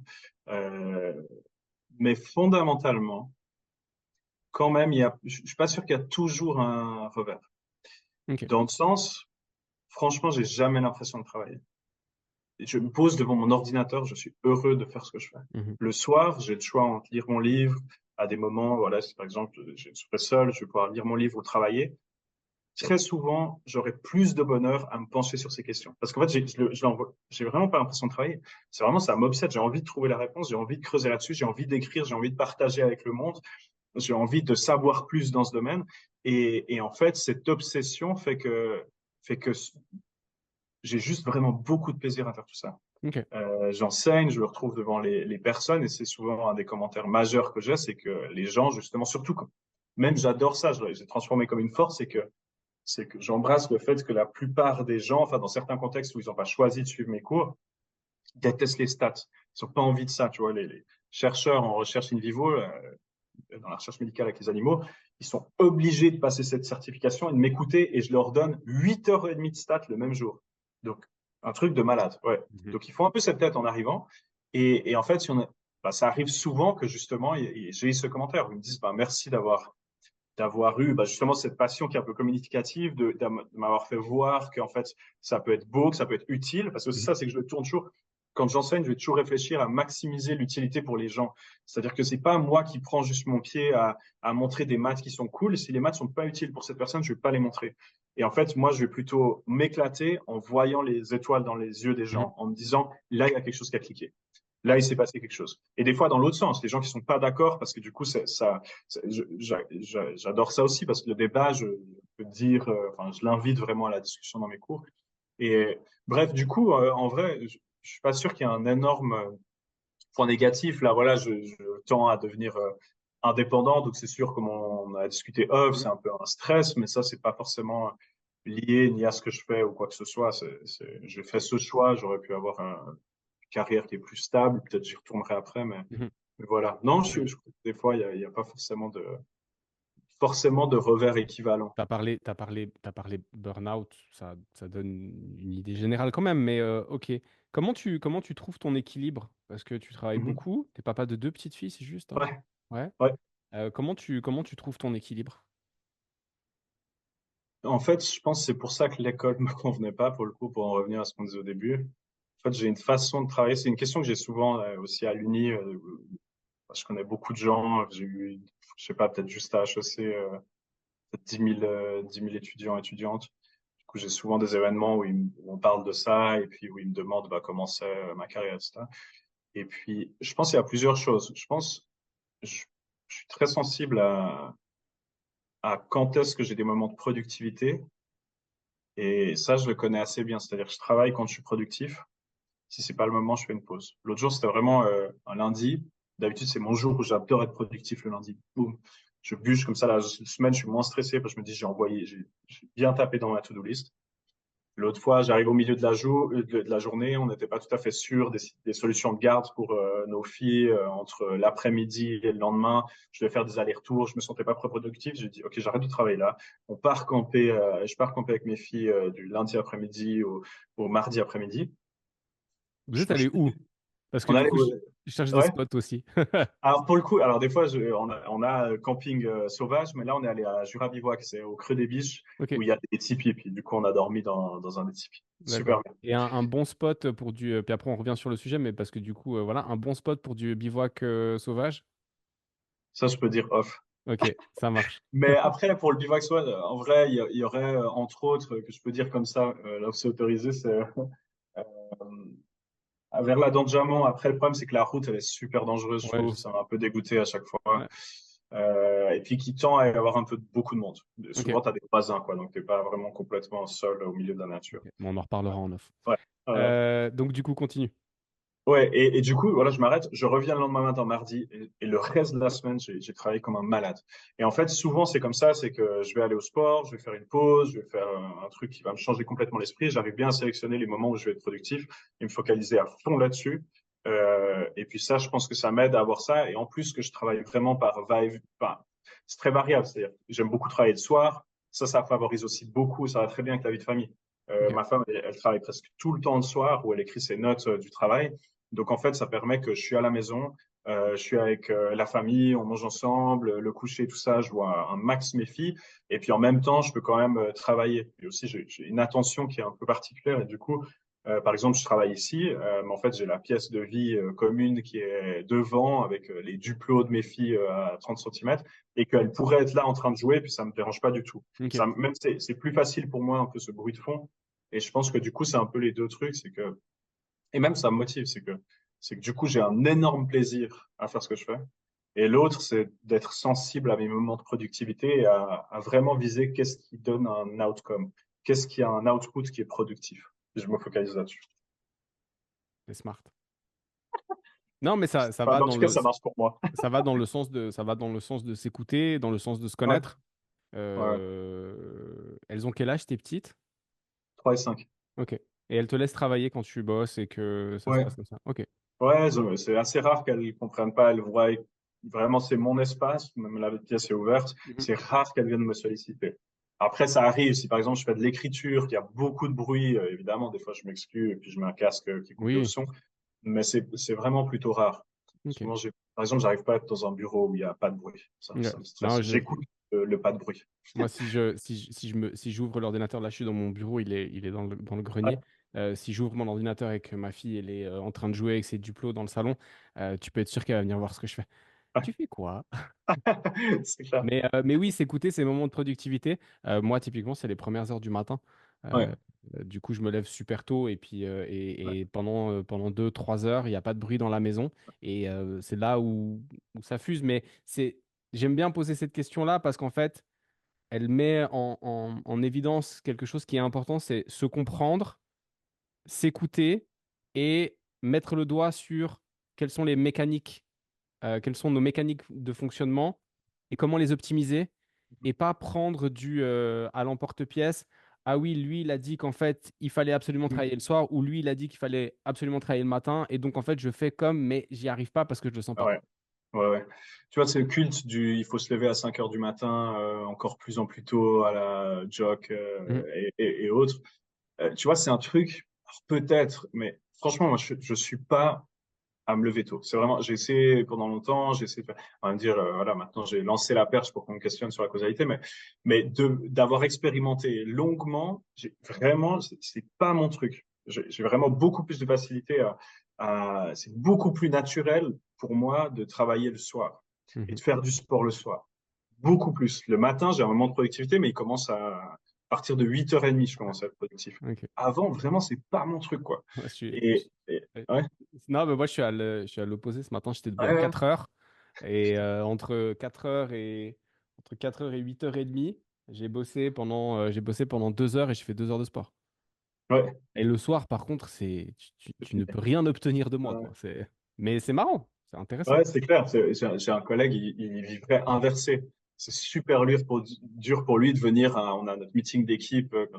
On avait notre meeting d'équipe à 11 heures. C'est terrible pour lui de venir à ce moment-là. Vraiment, il travaillerait facilement jusqu'à 6 heures du matin, mais peut-être plus. Mais puis, il dormirait la journée. C'est vraiment lui, il est vraiment inversé. Inversé. C'est génial. Merci pour toutes les réponses que tu as apportées jusqu'à maintenant, Quentin. C'était passionnant. Il y a plein d'éléments. Ça donne des nouveaux outils. Alors, ça me donne des nouveaux outils de réflexion. Ça donne aussi des nouveaux outils aux auditrices et aux éditeurs du podcast. J'espère que ça leur permettra de, voilà, développer cet esprit critique. Je pense que c'est important. Surtout à l'heure des médias, à l'heure des réseaux sociaux où beaucoup de gens arrivent avec des vérités toutes préfaites en les posant sur la table, en faisant appel à des arguments d'autorité, en faisant la grosse voix et dire ah, voilà, c'est comme ça et c'est pas autrement. Tu amènes de la nuance et je te remercie pour ça. C'est le moment du quiz. Alors, c'est un truc super léger, hein. Donc, l'idée, c'est que tu essaies de réfléchir le moins possible aux questions enfin, aux réponses que tu vas me donner. Attention. T'es prêt? Ouais. C'est parti. Quand tu étais petit, tu jouais à quoi, Quentin? Au Lego. Ah, ça me parle. Un aliment que tu n'aimes pas manger. Ouf. Alors ça, je dois réfléchir. Il n'y a pas beaucoup de choses. Je mange pas de viande, mais et là, je pense que je pourrais plus en manger, même pour le fait de manger de la chair. Ça, je pense que je pourrais vraiment plus. Ouais. Ok. Depuis longtemps? Que je mange plus de viande? Ouais. 7 ans, je crois. Ok. Ouais. Je te pose la question parce que moi, j'en ai pas mangé pendant 5 ans et demi et ça fait Ouais. 2 ans que j'en mange de nouveau. Ouais. Donc, c'est pour ça que je te pose la question. Ton outil de travail préféré? J'aime bien mon ordinateur. Ok. Lequel? Parce que j'en vois plusieurs là. Ouais, j'aime bien le gros écran où j'ai mes trucs pour coder mon truc. J'ai toujours aimé les ordinateurs. Depuis tout Ok. petit, je passe du temps. Depuis tout petit, je code. J'adore ça. Une manie si tu en as une. Une manie, Mhm. je pense, du coup, de questionner. C'est insupportable. C'est insupportable. D'ailleurs, les gens qui passent du temps avec moi, ils voient directement, ils commencent. Je vais regarder un peu en coin parce que je commence déjà à réfléchir à qu'est-ce qui fait que ça sera pas causal. Du coup, les gens, ils se censurent directement. Ils disent le truc. Ah non, mais attends, je sais que. Et puis, après, ils n'osent plus rien dire.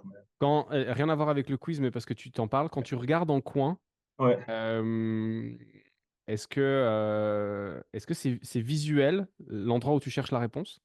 Je pense qu'en fait, ça me permet de me couper. Ok, C'est que je me plonge dans ma pensée. En fait, c'est plutôt je cherche un endroit neutre. C'est pour ça que c'est pas forcément gauche ou droite, j'ai l'impression. ouais, C'est plutôt, en fait, si je regarde quelqu'un, je pense que je suis sensible, surtout, je sais pas, j'utilise beaucoup en enseignant, à l'empathie, à où la personne elle en est dans sa compréhension, à comment je peux réagir, à essayer d'interpréter les signaux. Ça me permet, je pense, de me couper un peu de tout ça et juste d'être dans mon cerveau. ok, Je pense et j'ai l'impression que c'est pour ça que je fais ça. Mais ça marche. honnêtement, Mais je t'explique pour la première fois. Je suis c'est conscient que parce je le que j'ai fais, mais remarqué ça.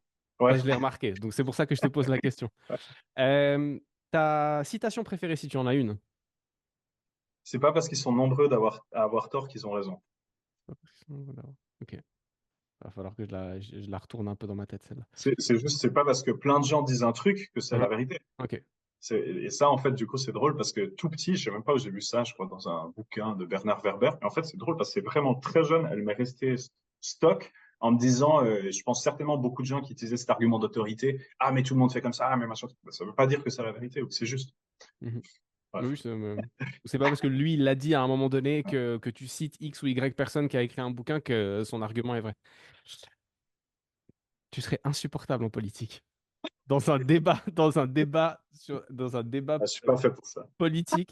Ah non, mais j'ai pas de doute, mais dans un débat politique, la personne en face de toi, elle aurait intérêt à être bien accrochée, quoi.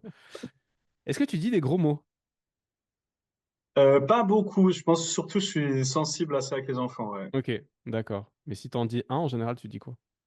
Je pense le putain standard. Ok, la base.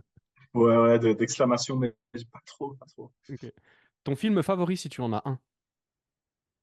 Comme ça, le premier qui me viendrait, je pense que j'en ai plusieurs, mais le sel de la terre.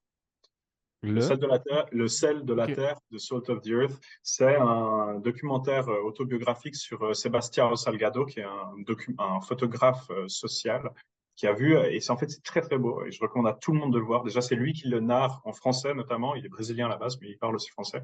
Il a une voix magnifique, il est en noir et blanc le film, la plupart, et il montre ses photos, c'est un artiste exceptionnel. Et en fait, ce qui est très beau dans ce film, c'est qu'il a vu toutes les horreurs du monde, des conflits, la guerre du Golfe, la famine en Somalie, des enfants qui meurent, vraiment les pires choses au monde. Et en fait, ça finit vraiment avec quelque chose de très beau. C'est que malgré qu'il ait vu tout ça, en fait, sa vie est quand même un appel à l'amour de la terre et de l'humanité. Et en fait, c'est juste magnifique. Ok. Ce que tu aimes le moins dans ton job, s'il y a quelque chose que tu n'aimes pas. Le problème, c'est que je fais pas les choses que j'aime pas. Mais non, je pense que l'admin, je suis vraiment pas admin. Ouais, Ok. je déteste ça. Ça, j'ai vraiment beaucoup de peine. C'est une réponse qui revient très souvent. Une leçon que tes filles t'ont appris. Non, je pense que c'est la plus belle chose. Bah, alors, il y a beaucoup de choses Oui, qui bien sont sûr. très beaux dans la parentalité, mais je trouve une des meilleures choses, c'est en fait d'apprendre à se décentrer. Et je trouve du coup de faire passer les besoins de d'autres personnes avant les nôtres, je trouve que ça fait beaucoup de bien. Et ça, c'est peut-être leur leçon indirectement, hein, c'est juste par la force des choses, bah forcément, je vais avoir besoin plutôt d'écouter leurs besoins et je vais être bien quand, pour elles, elles vont avoir le contexte qui va bien. Des fois, je suis trop sensible à ça peut-être, mais ça, je trouve que ça fait beaucoup de bien par rapport à l'égocentrisme, à tout ça, à juste être plus, voilà, se soucier des autres un petit peu, voilà, de manière importante. Je trouve que ça fait beaucoup de bien. C'est très joli. C'est malheureusement pas le cas pour tous les enfants et du coup, Non, totalement, je suis totalement. très Ouais, content que ouais. tu le dises. Mm. Euh, Tu écoutes de la musique, Ouais. la chanson du moment La chanson du moment. ou l'artiste du moment. Ouais, c'est un peu aléatoire, c'est-à-dire que j'aurais pas forcément un nom comme ça à donner ou une chanson parce que j'écoute beaucoup de trucs un peu méditatifs, Mhm. des trucs comme ça. Donc je peux partager après dans les commentaires, mais là j'aurais pas forcément un titre, une artiste. J'ai mes playlists à moi qui tournent. J'écoute beaucoup quand je travaille des playlists genre trucs pour se focaliser en travaillant, Mhm. qui sont plutôt voilà des longues trucs qui durent 1 heure avec des sons. Euh, Là j'ai pas forcément une chanson. Ça me va. Euh, Si tu pouvais partager un repas avec quelqu'un, alors, ça peut être quelqu'un, une vraie personne, ça peut être un personnage fictif, ça peut être quelqu'un qui est vivant ou quelqu'un qui n'est plus. Tu as le choix, tu peux partager un repas avec quelqu'un. Bah, je pense que la première personne qui me serait venue à l'esprit, ça serait Stephen Hawking. Mhm. Je pense que j'étais vraiment, je- vraiment, ça m'a obsédé ces questions d'astrophysique assez jeune. Je l'ai vu dans ses dernières conférences, ça m'a beaucoup touché à Genève, avant qu'il décède. Et puis, je pense que ouais, c'est quelqu'un qui m'aurait intéressé à discuter. En plus, je trouve que, enfin voilà, il avait cet humour, cette accessibilité. Donc, je peux imaginer aussi que ce serait une discussion qui serait riche. Je trouvais très beau et unique quand j'avais vu c'était vraiment très palpable la prison de son corps, c'est qu'en fait, il choisissait, tu vois, qu'il choisissait grâce à un capteur ses mots, puis qu'après la phrase, elle venait. Donc en fait, lui, il choisissait, puis j'étais très proche dans le public, vraiment dans les premiers rangs. Et en fait, tu voyais que genre, il sélectionnait, et il regardait, et tu voyais même à plusieurs mètres, ses yeux qui brillaient profondément, mais le corps qui Mhm. bougeait pas, et juste l'ordinateur qui disait sa blague. Mais tu pouvais voir en anticipant qu'en fait, il avait déjà posé son truc, et je trouvais intéressant voilà, ce mélange entre le corps qui est pratiquement complètement inerte et puis en fait son cerveau et son humour et son âme qui est pleinement là. C'était intéressant. Si tu pouvais recommencer et faire un autre métier, tu ferais quoi? C'est difficile parce que j'ai un peu une obsession à dire que je regrette rien dans ma vie et que même les malheurs, c'est des choses qui m'ont apporté beaucoup pour où j'en suis aujourd'hui. Alors, Euh, dans ma question et la manière dont je la ouais, pose, ouais, c'est pas dans ce sens-là. c'est pas dans ce sens-là. Moi, je suis transcendé par ce que je fais. Ouais, Je me sens très chanceux d'avoir cette opportunité de pouvoir vivre de ma passion. Et si je ouais. pouvais tout recommencer et faire autre chose, je ferais très certainement de la menuiserie ou de la charpenterie. Peut-être, pour dire quelque chose de différent, du coup, je sais pas vivre vraiment reclus en Alaska. Je pense que du coup, vraiment à faire quelque chose juste de mes mains Mhm. et très, voilà, d'être dans le calme profond et la sérénité et très peu de stimulation et vraiment plutôt dans le faire manuel. Ça, je Ok. pense que c'est quelque chose qui est. Mais je pense que du coup, ouais, ouais. Une lecture que tu recommandes, peu importe le domaine. J'ai beaucoup aimé Cent ans de solitude. Ça reste dans mes livres préférés. Sans en Vraiment, solitude. c'est un livre particulier parce que du coup, il est très long, il est très, mais du coup, on se plonge bien dedans quand même. Je trouve que c'est. Après, ouais, non, ça c'est vraiment. Ok. Si je peux en dire un rapide, tu m'as dit de pas réfléchir. Oui, oui. Et du coup, là, je vais te demander de réfléchir un petit peu. Est-ce que tu pourrais recommander un livre aux personnes qui nous ont écoutés qui traiterait de ton champ de compétences, mais qui serait accessible?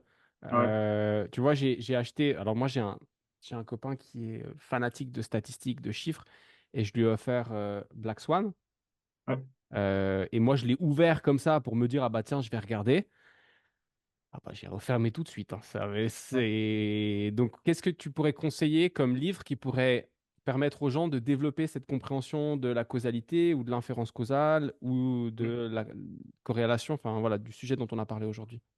Alors, j'ai fini d'écrire un livre de Causal Mindset qui est exactement sur ce que j'ai fait. Il est fini d'être écrit. Et là, je cherchais quelqu'un pour le forward. J'ai envoyé une première personne.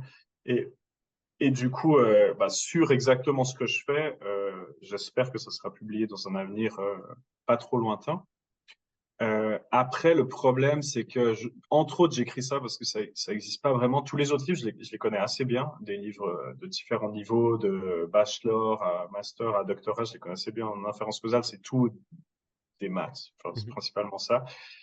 Il y en a un qui est écrit de manière accessible, qui s'appelle The Book of Why, qui est de Judea Pearl, qui est un des pères de l'inférence causale, mais avec un angle particulier qui vient de computer science, et puis pas d'économétrie, c'est un peu les deux origines, si on veut, qui sont un peu des outils différents maintenant qui tendent à se rejoindre.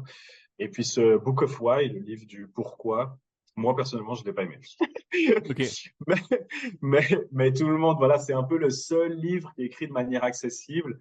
Mais je trouve qu'il y a beaucoup de blabla sur des choses pas du tout importantes, sur des concepts qui, moi, me parlent pas du tout. Un concept clé, c'est sur son échelle de la causalité avec plusieurs rungs, plusieurs, je sais pas comment on dit, Échelon. étages de l'échelle, échelons qui ont des points de référence différents et ça me parle pas du tout et j'ai jamais Ok. utilisé ça. Et il y a plein de gens qui sont transformés par ce livre, alors peut-être ça parlera au public.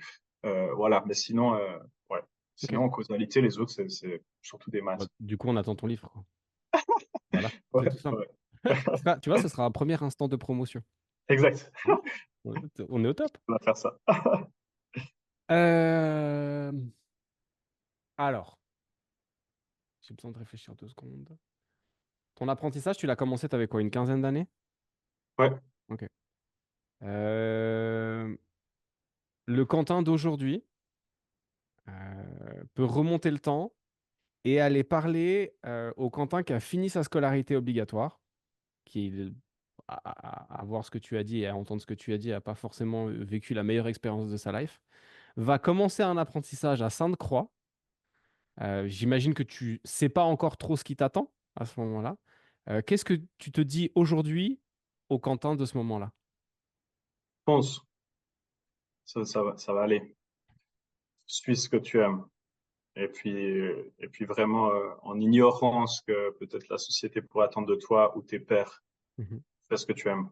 Ok. C'est vraiment, je pense que tu vois, c'est vraiment sur plein de trucs. Tu vois, que ce soit en couple, on dit au moment où toi, tu es en paix avec toi-même, avec qui tu es, avec tes différentes facettes, tu trouves la personne qui te convient, qui vient justement pas réparer ou combler ou non, alors tu es 100% le droit d'être en désaccord avec moi. Mais j'ai l'impression que ça aide quand justement, toi, tu es plus ou moins en phase et l'autre personne peut aider, mais disons que d'avoir fait ce Oui, travail déjà en bien amont. sûr. Et pour le travail aussi, tu vois, je me dis, il y a plein de trucs dans lesquels moi j'ai toujours, tu vois, dans le monde académique que j'ai toujours rejeté, que j'ai suivi en me disant exactement en suivant cette citation, c'est pas vrai, ils sont nombreux à avoir tort qu'ils ont raison. Je ne vais pas me mettre à publier à tout bout de champ et à torturer mes résultats pour publier et à passer ma vie à publier dans des journaux obscurs que personne va lire. C'est pas ça mon truc. J'ai envie de contribuer à la société. Donc oui, je vais continuer d'enseigner. On m'a dit 10 000 fois d'arrêter d'enseigner parce que pour ma carrière académique, c'est pas idéal. Il faut que je fasse plus de publications. Donc j'ai plus de temps sur mes publis et que j'enseigne moins. Et j'ai toujours rejeté ça. Et je pense qu'il y a plein de valeurs comme ça que j'ai suivies en pensant, bah moi c'est ma vérité, moi c'est ce qui me tient à cœur, moi c'est mes valeurs. Et ce qui est plus important que tout ça, c'est quand je vais me regarder le soir dans le miroir, je serai fier de ce chemin parcouru et de ces choix et en ligne avec moi-même. Ça a plus de valeur que justement croire qu'il faut faire ce que les autres pensent et puis de toute façon, peut-être ça, de toute façon, fucked up plus tard. Mhm. Et puis au final, j'ai l'impression que ça m'a quand même fait vraiment trouver mon chemin et trouver du coup les gens. Tu vois, c'est comme sur les réseaux sociaux, je pourrais faire des trucs clickbait, des machins. Je reste un peu obsédé par essayer d'amener de la valeur aux gens. Et puis j'ai l'impression que du coup, ça m'a fait rencontrer des gens qui voient ça, qui valorisent ça et qui sont du coup plus en ligne. Donc ça fait aussi des rencontres qui mutuellement sont bénéfiques. Ça fait du sens. Ça fait du sens. Dans... J'ai fourché. Dans 10 ans, tu voudrais en être où ou être où? Bah, l'essentiel, c'est que je sois avec ma famille, que j'ai toujours réussi à garder un équilibre, que je sois dans un environnement sain, dans une place où mon esprit est sain, mon corps, et que du coup, j'ai la chance, j'aurai toujours la chance de passer ce temps avec mes proches. Je pense vraiment ça, c'est le point essentiel qui dépasse tout malgré mon obsession. Et évidemment, je souhaiterais professionnellement, profondément, que l'inférence causale soit un peu plus mainstream et que du coup, que ce concept de pensée causale, qui soit attribué à moi ou pas, mais soit plus répandu et aide à lutter contre la désinformation. C'est noble comme projet. C'est très Voilà. noble. C'est très très noble. Ton livre, il va sortir en français, en anglais? Je l'ai écrit en anglais. Je le traduirai certainement assez rapidement moi-même s'il est publié. Mais il va sortir. Enfin, j'ai une version anglaise qui est écrite. Mhm, ok. Alors oui, s'il te plaît, fais la traduction en français.